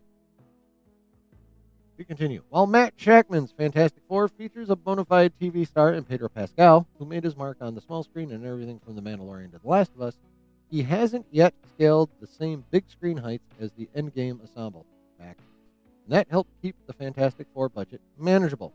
Disney hasn't given a precise figure on the film's budget, only pegging it at somewhere north of $200 million. I'm betting about 250 personally, and then at least another 150 on marketing for a total of probably, let's say, $400 million, which means it needs to make a lot. This movie's going to lose money. Now there was a thing I saw where like Fantastic Four in ancillary like merch sales and shit made 170 million on that outside the box office. So in total that they might at least break even when all is said and done, include box office plus ancillary. But yeah. In terms of budget versus box office, it's going to lose some dough. I have not watched Happy Gilmore 2 yet, but I've seen very good things about it, like review-wise. Avengers Doomsday will feature at least one mega payday, and Robert Downey Jr., who's returning to the Marvel fold as villain Dr. Doom. Sources say Downey Jr. has earned between $500 and $600 million over the course of 7 Marvel movies and 3 cameos, and won't be working at a discount on Doomsday. Yeah, we already know that.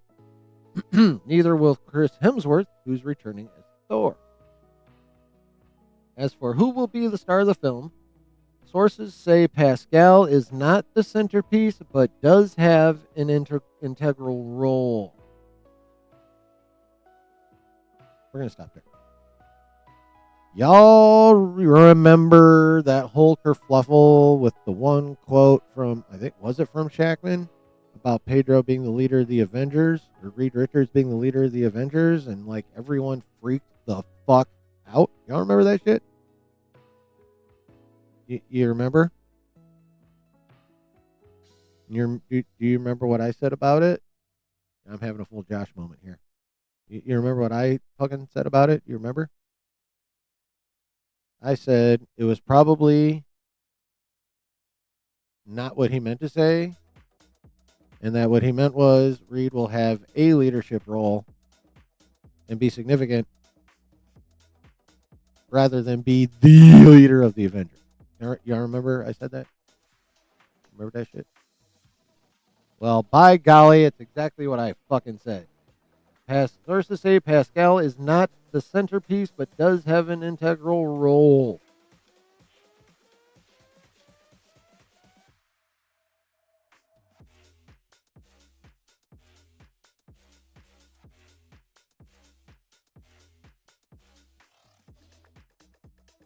I don't know if y'all noticed. I'm starting to get pretty good at this prediction shit. Not great, not amazing, not awesome. But I'm starting to get good at it. Just saying. Regardless, the tentpole is on schedule to open December 18th, 2026. Wall Street is keeping close tabs on Marvel as elements of its expanded portfolio fall into place, including the integration of 20th Century Fox assets like Fantastic Four, X-Men, and last year's runaway hit Deadpool and Wolverine, which earned $1.34 billion worldwide. Marvel is a critical piece to Disney's overall premium IP. And the stronger Marvel is, the better it is for the overall company, says Wall Street analyst Robert Fishman at MoffettNathanson. The recent studio momentum has allowed Disney to help drive subscriber growth at Disney Plus and see the overall Disney flywheel start to accelerate again. There won't be much to analyze for the next year. The next Marvel movie to hit theaters is Spider-Man Brand New Day on July 31st, followed by Doomsday in December and Avengers Secret Wars in December 2027, plus the as yet unnamed July 23rd Marvel movie 2027. Amid an industry-wide pullback on superheroes, the Marvel Brain Trust is feeling no sense of urgency on the long-gestating Blade reboot or even a new Deadpool outing, sources say. However, ideas are percolating on a Ryan Coogler-helmed Black Panther 3, creating excitement internally.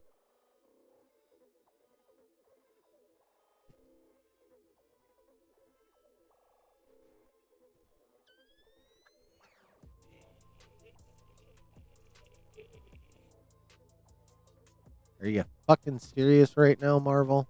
Are you fucking serious right now, Feige? No urgency for Blade? The fuck are you talking about? You announced it 6 fucking years ago, and there's no urgency.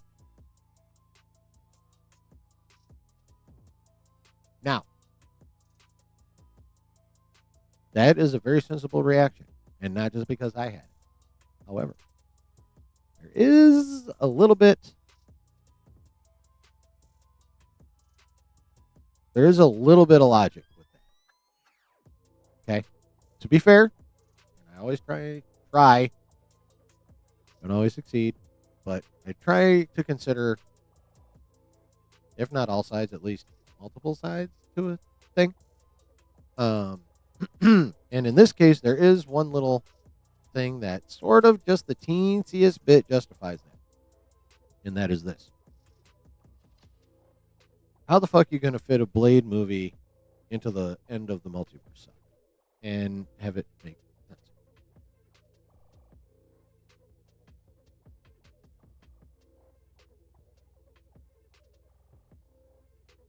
And you combine that with the fact that it's already been talked about, I think even directly by Feige, at least he alluded to this. The supernatural side of the MCU is going to be a focus of Phase 7 going forward.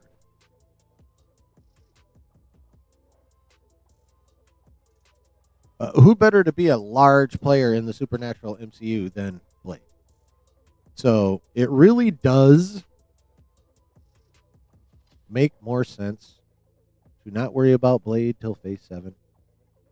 At least as far as that goes, that's fair. But on the other hand, it's already been 6 fucking years.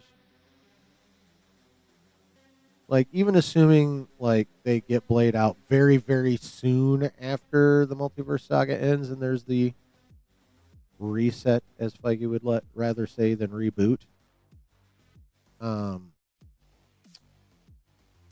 Like, they need to have that motherfucker out quick, like in 2028, because at that point, we're talking 9 years since it was announced.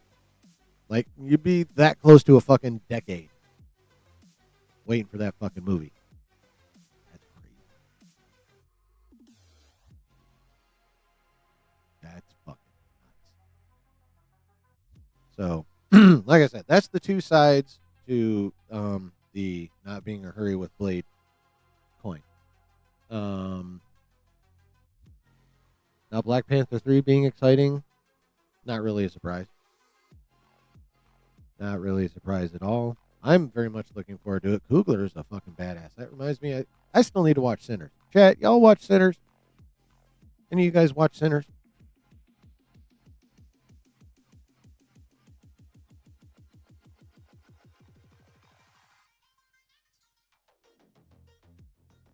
Blade has no fit right now. Not in any way that would make sense. No, not really. Sinners is so good as a movie. That's what I hear. Anybody else watch Sinners? I need to watch Sinners. But Sinners defied expectations. I'm speaking box office wise. People, many pundits and prognosticators and motherfuckers like that in Hollywood, were saying that movie was probably not even going to make money, or not even break even. They were thinking it was going to lose money. They were fucking wrong. Now, did Sinners pop off to like what we're, even close to what we would consider, at least so far as CBMs go, to be like a big box office? No. But for what that movie was, it popped the fuck off. That movie made over $400 million. An original horror film. Like, not an adaptation of a horror novel or anything like that. All original. Original story by Ryan Coogler and whoever else. That set records as an original movie, much less an original horror movie. So yeah, like Coogler. I'll tell you what though, just on the subject of Ryan Coogler, Sinners basically was the Blade origin story. Like Kevin literally gave Coogler costumes from the original plan for Blade for him to use in Sinners.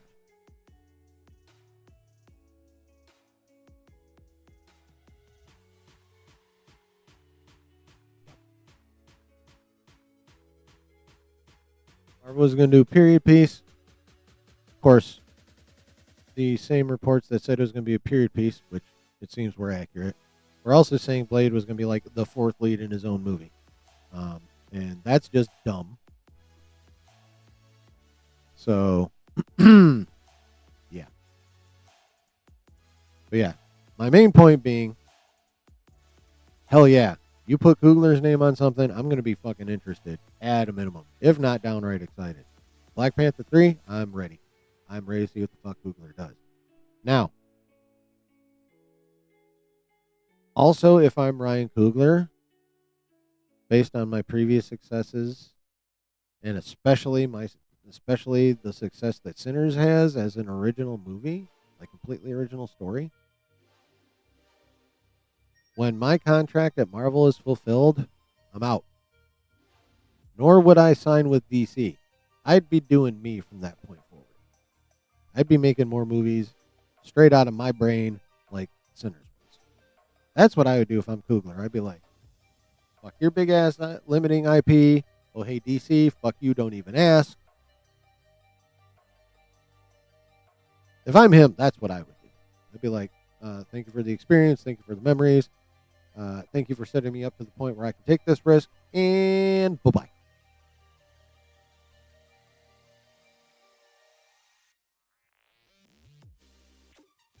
That's just me, though. But if I was him, that's what I'd do. I'd be like, thanks for the memories. DC, I don't even want to make memories with you at all. I'm off to do my thing. Yeah.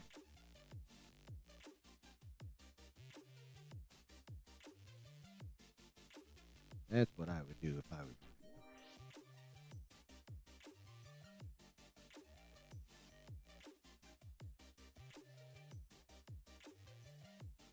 Ultimately, Marvel is thrilled that it has brought Fantastic Four, a tricky property that proved vexing in the past, back from the grave. Fans have embraced the effort, giving the film an A- cinema score. I was wondering how they were going to justify that statement. That's a legit way to do it. The two previous incarnations found a tepid response from audiences with diminishing returns. Tim Story's 2005 version earned 334 million, while the drama-plagued 2015 version took home 168 million amid a public bashing from director Josh Trank, who complained of studio interference from Fox. Actor Toby Kebbell corroborated Trank's version of events. Yeah, well, I don't know how much Fox fucked with it, but I feel like that idea of Doom was still Trank's, and so fuck you. You deserve all the bullshit and the lack of success just for your version of the con. Suck a dick, Josh. Anyway, this time around, the only minor blip came via a behind-the-scenes battle over screenwriting credits, with the WGA stepping in to make a determination. The union awarded final screenwriting credit to Josh Friedman, Eric Pearson, Jeff Kaplan, Ian Springer, and Cat Wood. Wow, they kept that shit quiet. Anyone hear about that? Anyone else hear about that? This is the first time hearing of any drama at all in screenwriting credits. The WGA had to step in. Good God, that's crazy. I mean, ultimately, it doesn't matter because, who gets the credit for what is outside the scope of what they wrote, which is, what we care about. What's on the page. We don't give a fuck who wrote it as long as they did a damn good job. That's like an internal writer dispute. It really doesn't have an impact on the movie itself. For superhero watchers, good is the new great. That sucks. As the genre finds its footing after a cold streak that included a recent Marvel misfires, Thunderbolts, and the Marvels, as well as a batch of duds from DC that predated the James Gunn Peter Safran regime. Says analyst Sean Robbins of Box Office Theory, and I guess they fixed their shit because they were way fucking off on Superman. I think as an industry, we've become very obsessed with opening weekend results, in particular with both Superman and Fantastic Four. Because word of mouth is so strong for both, I think the story is not fully obvious yet. Yes, Fantastic Four is good enough in terms of it exceeded what Disney expected. So that's a positive. And it's tough to compare to any other Marvel films because we simply live in a different time now for the superhero releases. And he's right. Things are very different now for comic book movies. Very, very, very different for comic book movies. Marvel diluted itself to the point where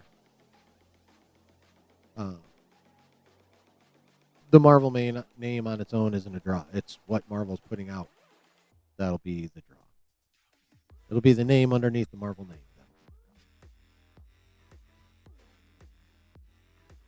Yep. Yep.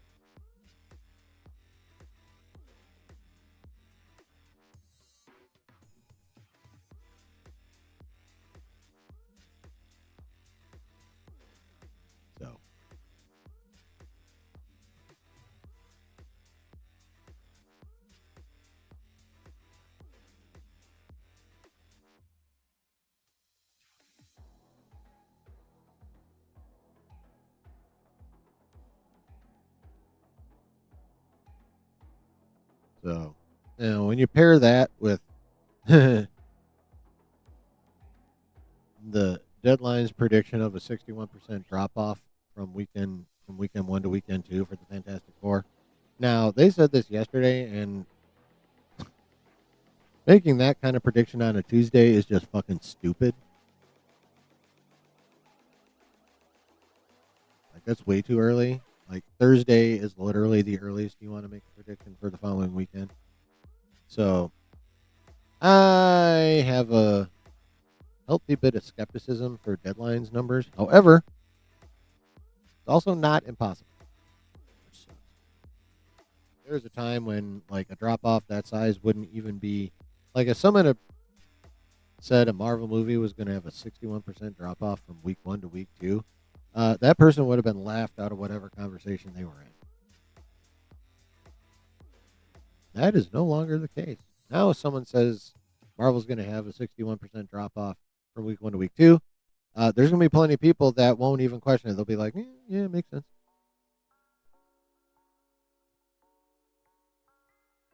I think it's ridiculous to throw out a number that high this early in the week. But that's just me. There are plenty of people that'll take one look at that and go, you know what? Don't even really want to try and dispute it.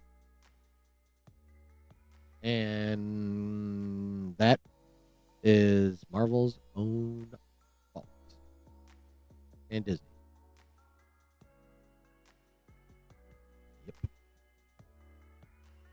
Yep.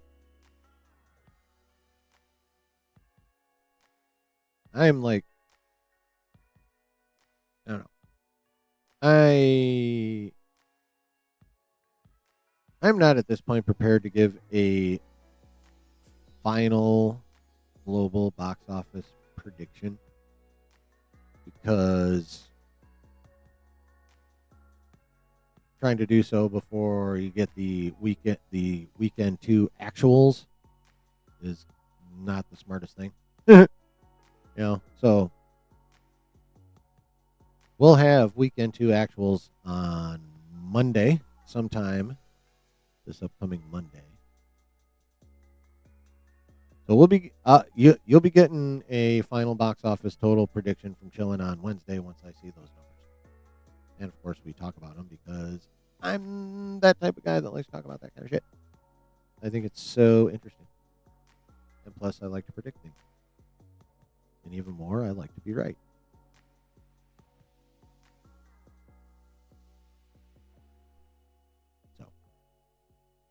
Did I mention my prediction that none of these July movies are going to make $1 billion? It's looking pretty good right now. Did I mention that? Just as a recent example of my increasing acumen in this game. 61% drop for F4 is scary. Yeah, but again, that's Deadline predicting that at a minimum 2 days too early.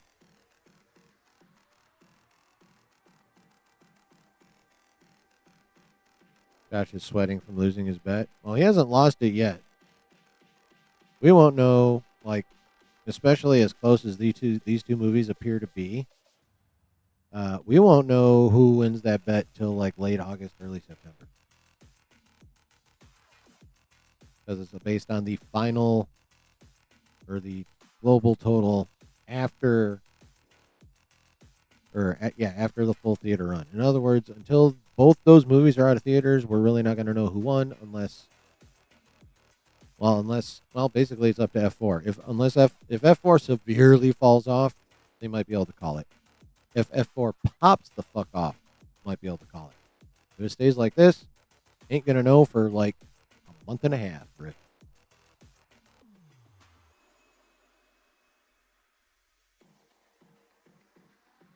There is good potential that Josh is going to be sweating this bet for 6 weeks after this week. 6 more weeks. 4 at the absolute minimum. Yep.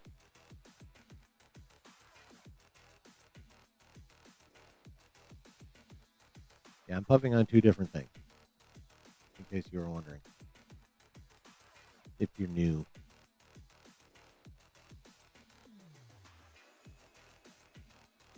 By the way, if you are new, or even if you're not, everyone hit the fucking like button, pretty please.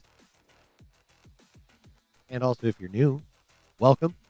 First of all, thanks for popping into the basement. Appreciate you. And pretty please hit the sub button and the notification bell. Join the basement group. It's fun here.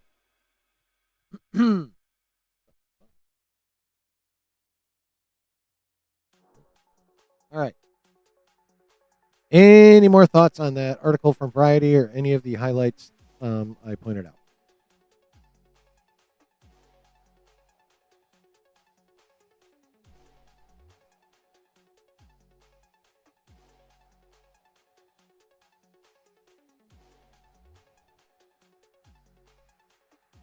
Okay, cool. Anything, chat? Yes, no, maybe so.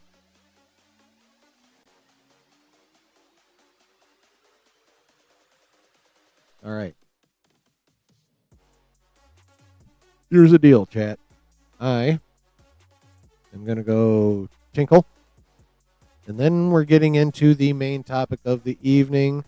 The one I made that clickbaity as fuck thumbnail and title about, even though technically it's true, but it's also kind of not. But we'll talk about it. But first, I got a piddle. I'll be back shortly. Please don't.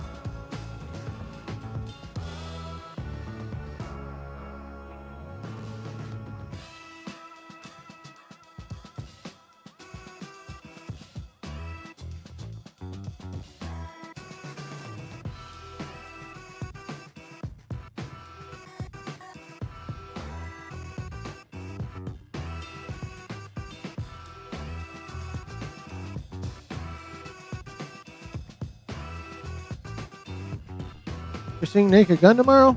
Fucking A. That movie looks hilarious. Like, I don't go to the movies for anything other than, like, blockbusters, like, for, like, the last few years, but real talk, I kind of want to see that motherfucking movie in the theaters. It looks so goddamn funny. Holy shit.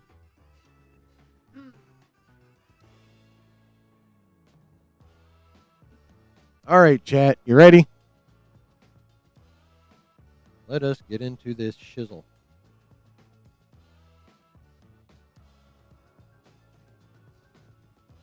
Yeah, look at this title. Marvel boss blames Captain America Brave New World failure on replacing Chris Evans. Ooh, shit. Captain America Brave New World underperforming at the box office has been addressed by the Marvel Cinematic Universe's boss. Anthony Mackie's Sam Wilson went on a journey to become the lead of the MCU's Captain America movies in both Avengers Endgame and Disney Plus's The Falcon and the Winter Soldier. That led to the first of the MCU's 2025 movies. Of course, it was supposed to come out in 23, I think, originally, or last year. Anyway, however, despite Sam's long journey, the addition of Hulk-related characters like the leader in Harrison Ford's Red Hulk and more, Captain America Brave New World finishes global box office run with $415.1 million by Box Office Mojo on a $180 million production budget. Bullshit. Far below Chris Evans' Captain America: The Winter Soldier's $714.1 million and Civil War's $1.15 billion. Although really, Civil War was Avengers 2.5. I mean, let's be real. Civil War was Avengers 2.5.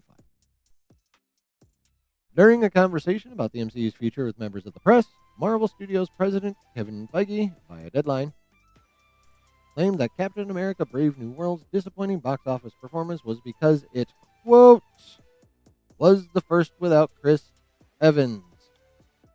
End quote. Steve Rogers, actor, famously left the role behind in Avengers Endgame, where an older Steve gave Sam Wilson his shield. What? Kevin Feige's Captain America? Okay, what is it? Okay, we'll check this part of the article out for a second. Avengers Endgame saw key characters like Captain America, Iron Man, and Black Widow leave the MCU. Marvel Studios has since tried to develop their successors, with Sam Wilson leading a TV show and a movie, while Florence Pugh's Yelena Belova was recently the star of Thunderbolts, which also underperformed, and Riri Williams' Ironheart series finally arrived on Disney Plus. And again, charted at number 6 for the first set of 3 episodes.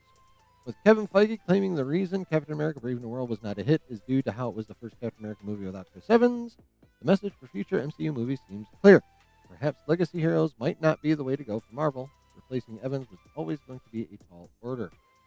For all, the actor is one of the faces of the MCU alongside Robert Downey Jr.'s Iron Man. With the MCU headed towards a reboot at the end of Avengers Secret Wars, although Kevin Feige says that word is scary, so he's calling it a reset. The future of the franchise might lie in recasting key roles like Evans' Captain America. Marvel could also bring back Evans for the upcoming Avengers movie. Oh, they're so gonna. Our take on... Okay, who cares? Our take on... well, I don't care about your take. It's all about my take. So,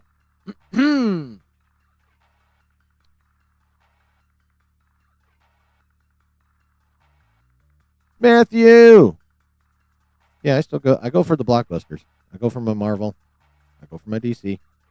I'm even gonna go see fucking Mando and Grogu, even though like Disney Wars sucks my balls. I'm still gonna go see that. I'm that guy. I'm a nerd. I'm a sucker. I will do that shit. I might bitch about some of it, but my ass will still be in a seat in the theater watching that mofo. That's just how it is for me. Now, however, post COVID, movies are way down. Like the amount of people going to theaters, way down. So, does anyone go to the movies anymore? Yes, and also kind of no.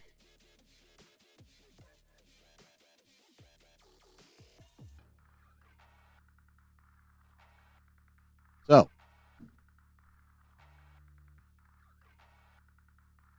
Kevin Feige says the reason Brave New World did not do well is because there was no Steve Rogers.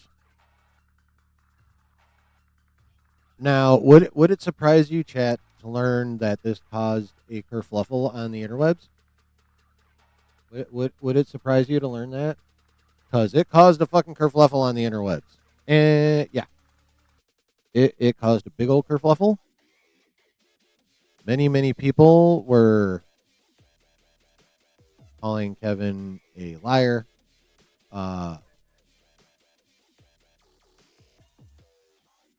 They were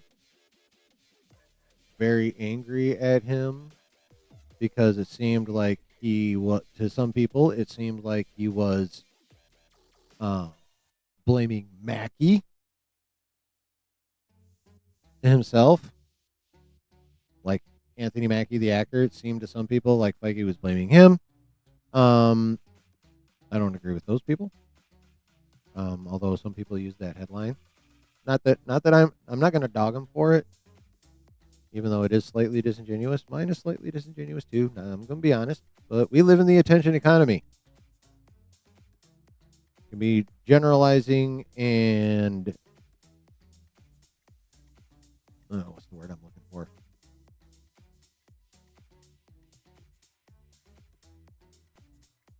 No. Anyway, we live in the attention economy. Bit of a clickbaity headline. Work on the nuance in the video or stream or whatever. So that's just how it works. That's why I put Feige lied, because he kind of did. He is much more being disingenuous, but as Obi-Wan said, from a certain point of view, he was lying his motherfucking ass off. I will say that it not being Steve Rogers was a reason for some. Like it is a reason. It is not the reason. It is not even in the top 3 to 5 reasons Brave New World didn't do well.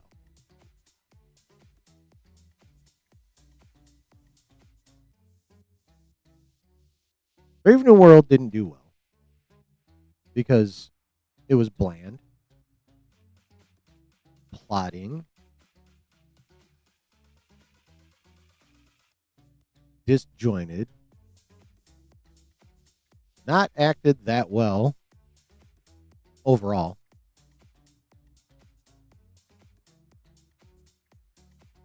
The story was disjointed. Characters were severely underutilized. They way over promoted Red Hulk. Now, it is true, if you'll all recall, that McDonald's, like toy companies in general, be fucking Marvel up sometimes. Like McDonald's had their rollout for the Brave New World toy set, and then Marvel delayed Brave New World by like a fucking year. And McDonald's said, we don't give a shit, and out came the Red Hulk toys.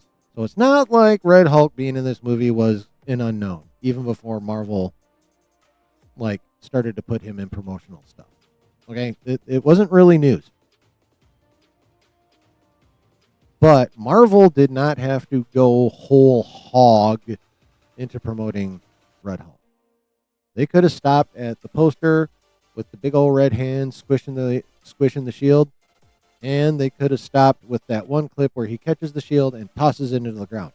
That could have been all that they showed of Red Hulk for the entire marketing campaign, and that would have been a better idea.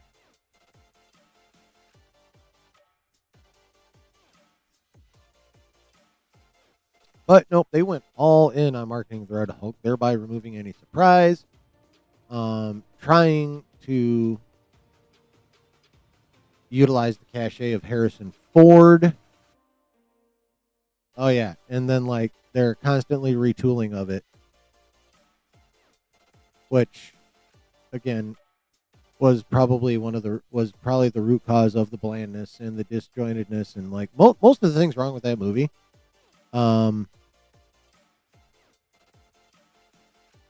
A lot of it came from redoing shit over and over. But yeah, those are the much bigger reasons Brave New World did not do well. Like, it just wasn't put together well. Like, it wasn't written well. It was shot decently. CGI was mostly good. But, you know, you had a wannabe. Like, this movie tried so hard and failed so miserably at being the Winter Soldier with, like, the intrigue plot and, you know, all that kind of shit.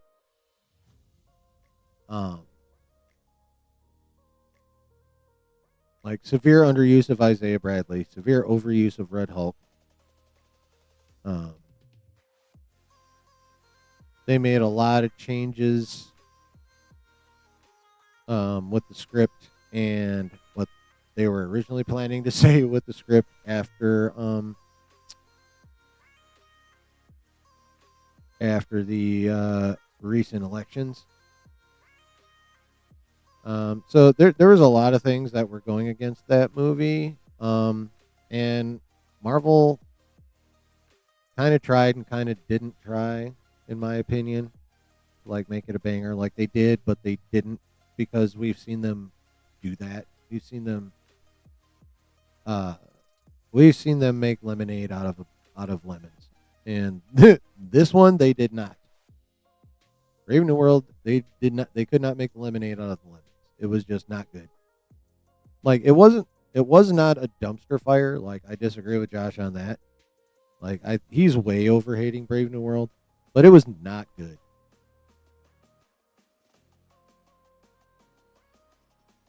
But the reason it was not good was not primarily because of no Steve Rogers.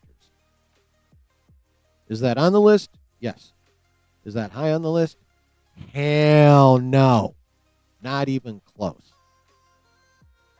Everything that we've just got done talking about, all much bigger reasons than no Steve Rogers. So, by saying it wasn't Steve Rogers, or by saying it was a lack of Steve Rogers, and not talking about any of that other shit, yeah, Kevin's lying. or at the very least, being extremely disingenuous.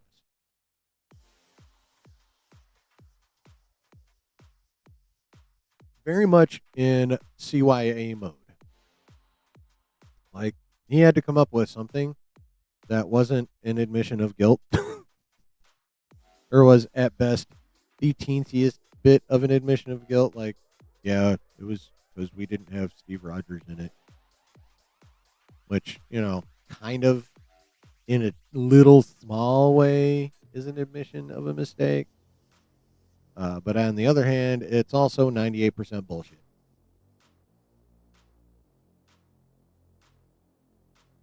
Yeah. But yeah, a lot of people were pissed. A lot of people saw it as,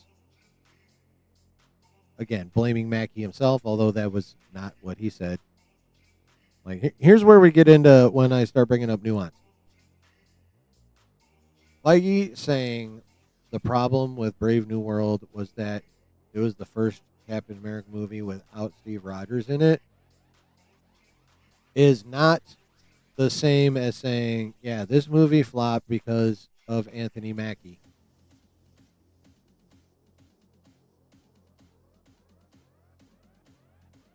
Like, there's a difference. Now, if someone wants to infer from his statement about it not being Steve Rogers that he is bagging on the African American dude and like kind of re-promoting or overemphasizing the importance of a white dude over the black dude, like, that can be inferred. But also, if you're inferring that, you're kind of looking to be offended. Like, real talk. Like, sorry, not sorry. If that was your take off of that statement, you're digging deeper than you need to. You're like you're looking for something, looking for anything, which honestly does not help your cause. If you're looking to be offended, if you're like eyeballing everything with a microscope looking for just like the least little thing that you can go, ha ha, you're the problem. I don't know what else to say. If you're that type of person, you're the fucking problem. Like, sometimes it just is what it is. Now, sometimes what it is bullshit, but sometimes it's not any deeper than the words that were spoken. Sometimes it is. Sometimes it is deeper. Sometimes there is like subtext that's like not good. Okay? This is not the case. This is not Feige throwing shade at Anthony Mackie. This is Feige picking the safest reason and the most CYA reason he could come up with, rather than being like, yeah, we fucked that up. Because let's face it, corporate executives are not out there trying to admit they did anything wrong. And Feige is a corporate executive. He is president of Marvel Studios, and he is chief creative officer for Marvel. All of it. He is an executive. He is going to say executive things. Now, this executive thing was a mistake. 100%. You don't you don't say something that is vague enough to be twisted into, frankly, something racial.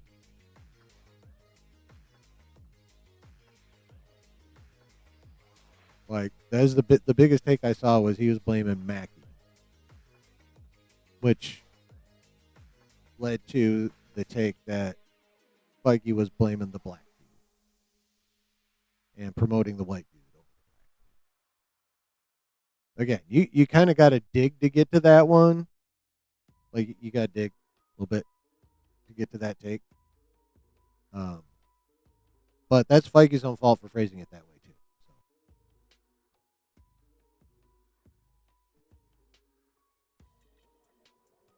But yeah, so Feige lies about Brave New World. Yeah, he kind of did. Like he gave a reason that was true insofar as that's on the list, but that was not by any stretch or any acceptance of actual reality the excuse me reason that Brave New World did badly at the box office.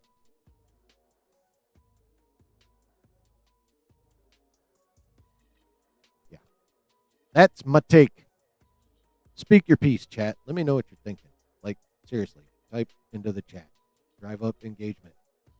Need YouTube to see that people like me so they want to type stuff at me. Excuses for Brave New World. What were the excuses for Eternals, the Marvels, and Thunderbolts? Excuses for the Eternals, the Marvels, and the Thunderbolts. All kind of the same. None of them A tier characters. And then you factor in after the Eternals, because that Eternals came out fairly early in Phase 4, if I'm remembering. Like a lot of the knocks I saw in the Eternals again was a bit of a disjointed story. I think that was the biggest one. The Marvels, I mean, A, no one gave a fuck, and B, people were so pissed at Marvel that they made that movie pay. And Thunderbolts, again, brand damage and B tier and below characters.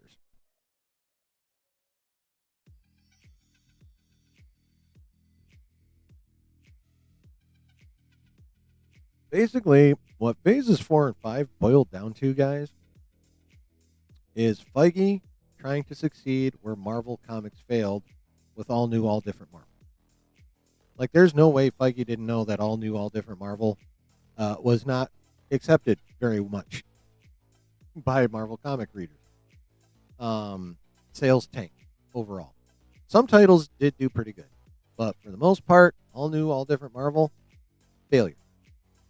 And then Feige comes along after the Infinity Saga and says, you know what? I can take that concept and do it better on screen than they did it on the page.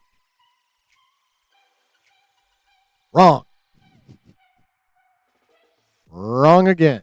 People did not like it on the page. They also did not like it on the screen for a wide variety of reasons. Some very unsavory. We ignore those. The rest, very similar complaints for the ones on the page as were the screen, which is the stories not that great, characters not that great, story or I already said that. Yeah, like writing not that great, characters not that great. Underwhelming, derivative, blah blah blah blah blah. And Feige was like, I can do it better. And he couldn't. And now we are where we are.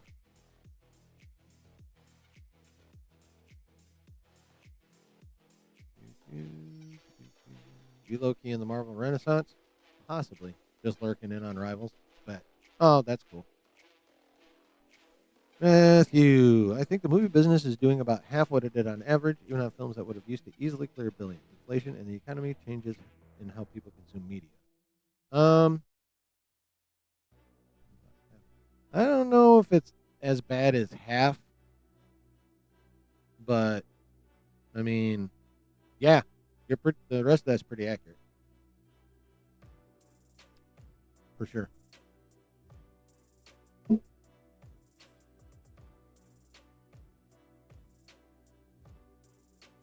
Yeah. Well, Brooke, Spider-Man always had a better chance of kicking Marvel back into gear than Fantastic Four just because of name recognition. Like people were hoping, we were all hoping that Fantastic Four. Well, first of all, we were hoping it would be good. It was really fucking good. Next, we were hoping it would pop off so as to ease our worries about the brand overall. Unfortunately, that pop-off scenario does not look like it's going to happen. Which is a bummer. But at the same time, while it's being a bummer, it is still, believe it or not, chat, it is still not a reason to hit the panic button. It is not a reason to say Marvel is cooked. That is not true.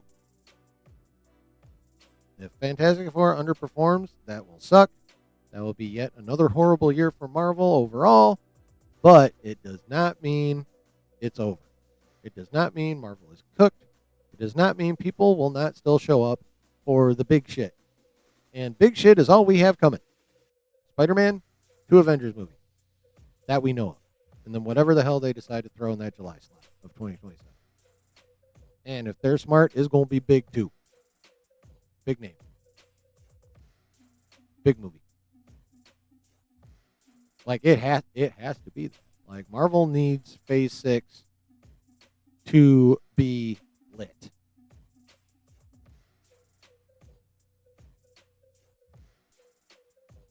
Two Mission Impossible flopped in a row. James Bond and Indiana Jones flopped.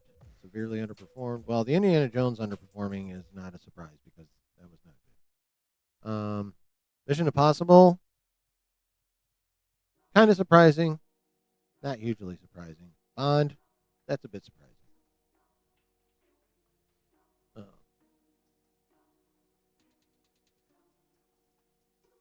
But yeah, if F4 underperforms, which it's starting to look like it's gonna,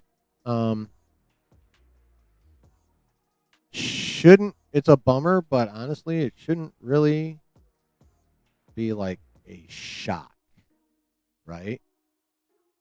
But also at the same time, it should not be overly concerning.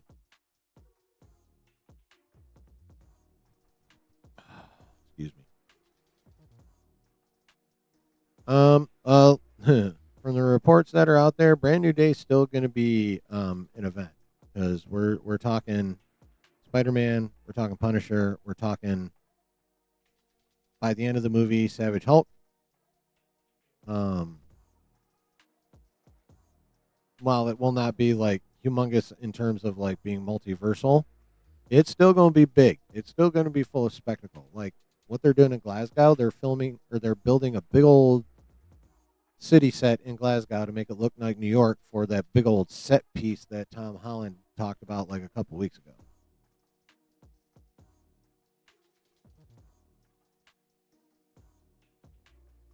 So don't underestimate the scope of what Spider-Man is going to have. It's going to be big. It's not going to be multiversal. It's not going to be cosmic. It's going to be grounded. It's going to happen in New York, but it's still going to be big. Right? Even Jurassic World is no longer $1 billion movie. Well, that's not all Jurassic World's fault. That is not all Jurassic World's fault. Like I've literally said since last year when this July slate was announced that none of those movies are going to make $1 billion. Two, like, 3 humongous IPs all coming out in the same month.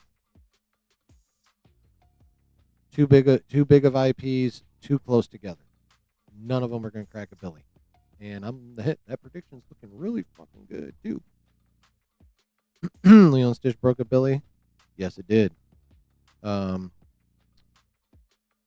Minecraft almost cracked $1 billion. Did like 900 million. There's like 2 or 3 of those kind of like more family kid type movies that came out. Lilo and Stitch cracked $1 billion. I'm not sure. I think Minecraft is still like in the 900s. I don't think that cracked $1 billion. Elio didn't do so hot. But yeah.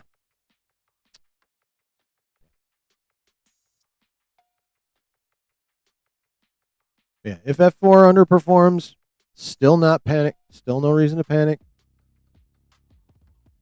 Still no reason to be more than just slightly concerned. because the big dogs are on the way. Now, if the next four Marvel movies, and I say four because of the July 23rd unknown one as of now, unnamed. If these next four MCU movies all underperform, we can start seriously having the Marvel is cooked conversation. Hell, we can have overall because we'll know by the end of next year how the next couple of DCU offerings perform. Like January 2028 or 2027. Well, no, 2028 because I said after Secret Wars. January 2028, we might be having like an even more serious discussion on whether the comic book movie genre in itself is like the, if not like totally cooked, at least like medium well. There's plenty of hints of it already, right? Plenty of hints, but it's also like a comeback is also possible right now. But if like these big names that should be guaranteed huge money don't get huge money,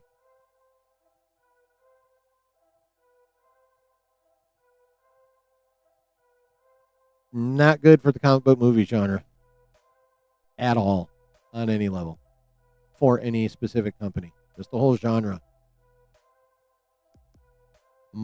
we all might have to accept that CBMs are not going to be the first choice for entertainment anymore. Maybe. We won't know for a year and a half, though.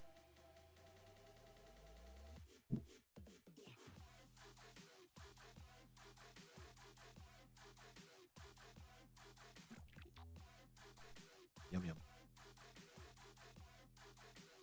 Yeah.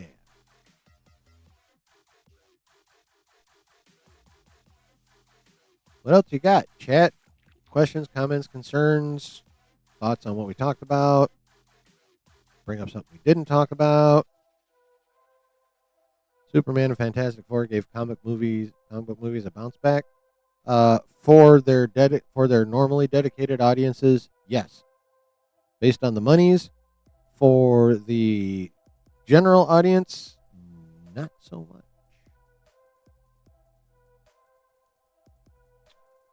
CBN's fail. Hopefully, we get some good movies based on some really good video games. Well, see, it's not so much CBM's fail as they go back as they get relegated to the back seat again.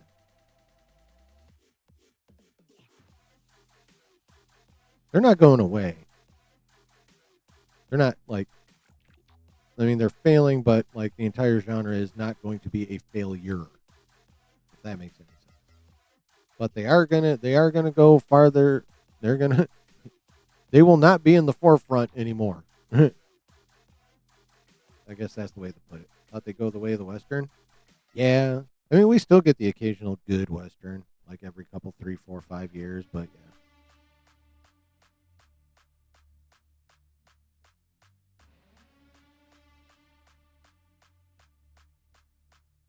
Star Wars is lucky it skipped this summer. It would have died on the vine.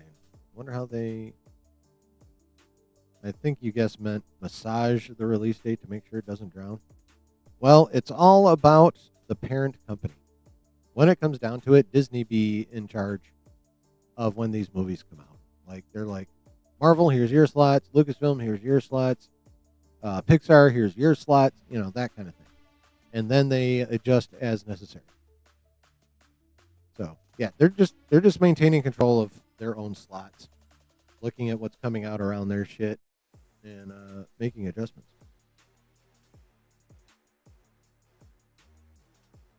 Yeah, video game movies are on the rise. Anime is on the rise. Horror, which, if you want to go back to my massive IP versus the rest of Hollywood soapbox speech, that's another niche thing. But as a niche, it's killing it. It's expanding a bit. Like it's increasing its pull. Now, is it massive? No, but it's doing well. It's been on the uptick for like, I don't know. If you really think about it, horror's been kind of on the slow but steady rise for like 3-4 years or so now.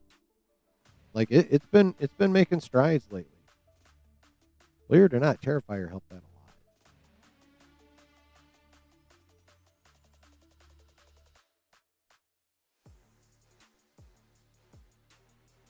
Oh, Avatar's a visual feast for sure. Oh, by the way, chat, I haven't watched The Way of Water yet either. I've only watched the first Avatar.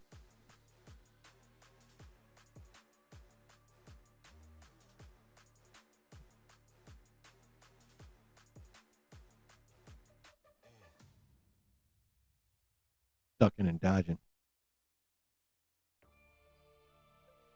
That Avatar trailer in front of F4 looked glorious. Oh, that is yeah, 100%. If nothing, I mean Cameron definitely is a pretty good storyteller, but that man is a visual fucking genius. Like the great visual directors of like modern now, um, still worship at the feet of Cameron. Like, and I'm talking like the big ones, like Nolan, like Nolan. In my mind, still Cameron's still superior.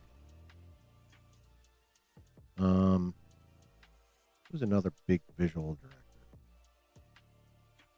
Oh, fucking Snyder, Zack Snyder. Still feet of James Cameron. Michael Bay,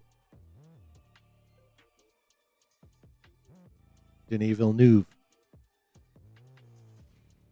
All these motherfuckers that are known for their visual expression. All still bow at the feet of James motherfucking Cameron.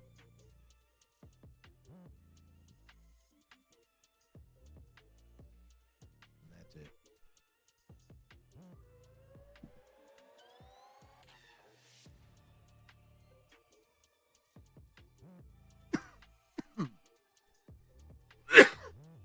Excuse me.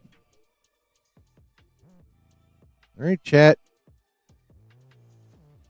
Anything else? If not, I'm going to get the fuck on out of here and get into my normal pre-bed routine.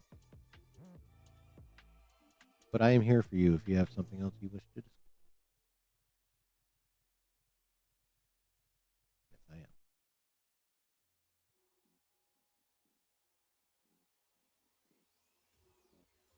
You only sort of like Man of Steel and loved Watchmen. I had a friend who loved 300. Whatever that zombie thing is called, it escapes me. I love Man of Steel. Watchmen is amazing. I fucking love 300. The zombie thing. Oh, you mean from back in the day when he first did like Dawn of the Dead? Like the remake of Dawn of the Dead, originally done by the fucking zombie goat George Romero. No, that wasn't Snyder. Was that Snyder? I think it's Dawn of the Dead. It was the modern version with Ving Rhames.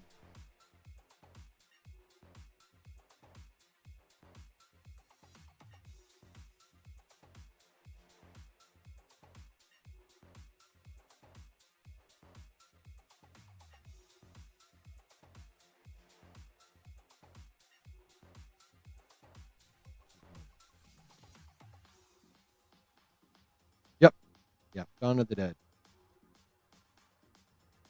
Oh shit. Dawn of the Dead, a 2004 action horror film directed by Zack Snyder in his feature directorial debut, with a screenplay by James Gunn.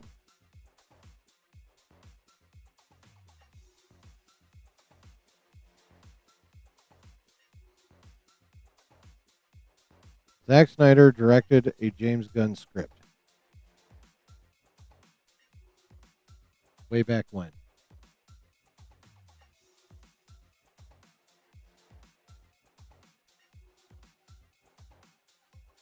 Who wants to see that happen in DC? Of course, preferably, I would like to see Zack Snyder directing, not James Gunn's script. But if it has to be that way, I'm in. How about you, chat?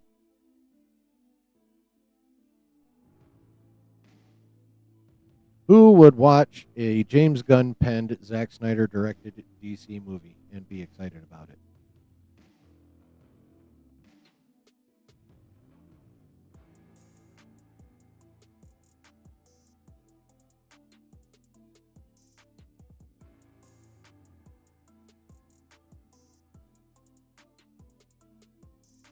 I'd be here for that one. I'd be in my seat for sure. Okay, y'all.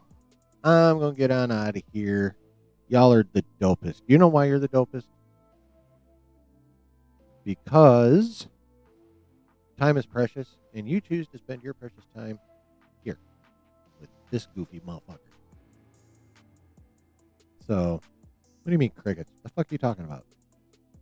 Um, but yeah. So thank you. Excuse me. Thank you all so much for spending said precious time here with me in the basement.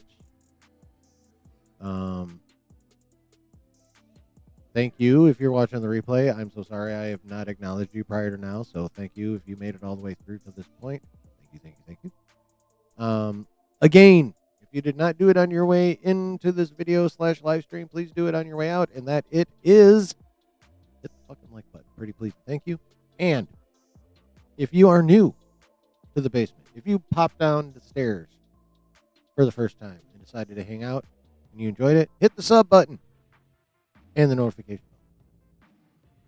Also, join the Discord because sometimes YouTube notifications get janky, but I always post in the Discord, and those notifications are much more reliable. Watch some of the deleted scenes. No, I did not watch any of those. I saw a lot of people talking about it, and a fair chunk of them were pretty upset that shit wasn't in the movie. So while I haven't watched it, I've seen a lot of reactions to it, and I'm not sure, like, based on those, I'm not sure if I want to watch it and get salty about it too. Like, real talk. I don't know if I want to do that. So, anywho, thank you guys for being such an awesome community, hanging out on the regular, spending time here. I really, really, really appreciate it. I really do. Oh, it's going to be August. Our next stream is going to be in August. Now, the reason I bring that up is because I have decided that August, even though I'm not all the way in the room I wanted to be in before I did this shit, I'm not going to fuck around with it any longer. One of these Saturdays in August, probably either the 9th or the 16th. Yes, Matthew, they got it. That's one of the things that's almost universally praised about that movie is its tribute to Kirby. So yeah, if you're a Kirby fan, you should love that fucking movie. But yeah, so either probably the 9th or the 16th. It's subathon time, motherfuckers. I will be streaming for the maximum allowed on YouTube 12 hours from noon to midnight on whichever Saturday I decide. Subathon. Tell your family, tell your friends, tell your cousins, tell your coworkers, tell people you don't fucking know. Come on by and sub. And also, let's try and sucker some Nerd Vengers at least into getting over here and hitting the sub button. Whether they hang out or not, up to them. But yeah. Trying to get to 500, if possible, that fucking day. That would be so sweet. But that's the main goal, is 500. I'm at 275 right now, need at no less than 225 more at this point. So, anywho, outside of that, we'll be back here as usual this Saturday the 2nd at 10 p.m. We are now going at 10 Eastern and not 9 anymore because analytics. So, and it seems to be working, actually. My average audience is up on Saturdays. So, anyway. So, thank y'all for being here. Much love. Y'all are the dopest. And we'll see you Saturday. Later.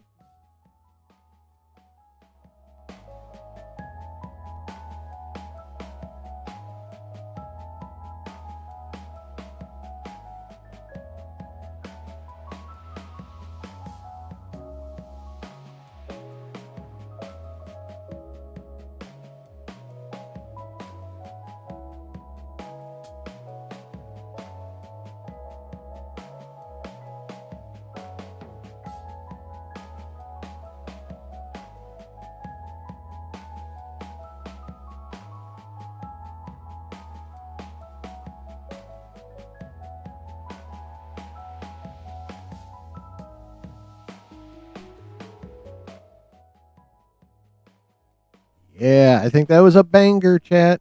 I think we achieved a banger stream. And Matthew, I hope they Claremont the hell out of the X-Men. Because Claremont equals animated series. Like the 92 one. And that's what I want. Cyclops is a badass. Wolverine's still a cantankerous fuck. Jean Grey badass. Give me that. Give me all of that. Give me Claremont. I'll be a happy camper. Although Kirby would also be awesome. But I want Claremont. Anyway, love y'all. Thank you for being here. And do me one favor as we go through the rest of the week till we reconvene here on Saturday. Wherever you're at and whoever you're with, always keep it nerdy. Bye-bye.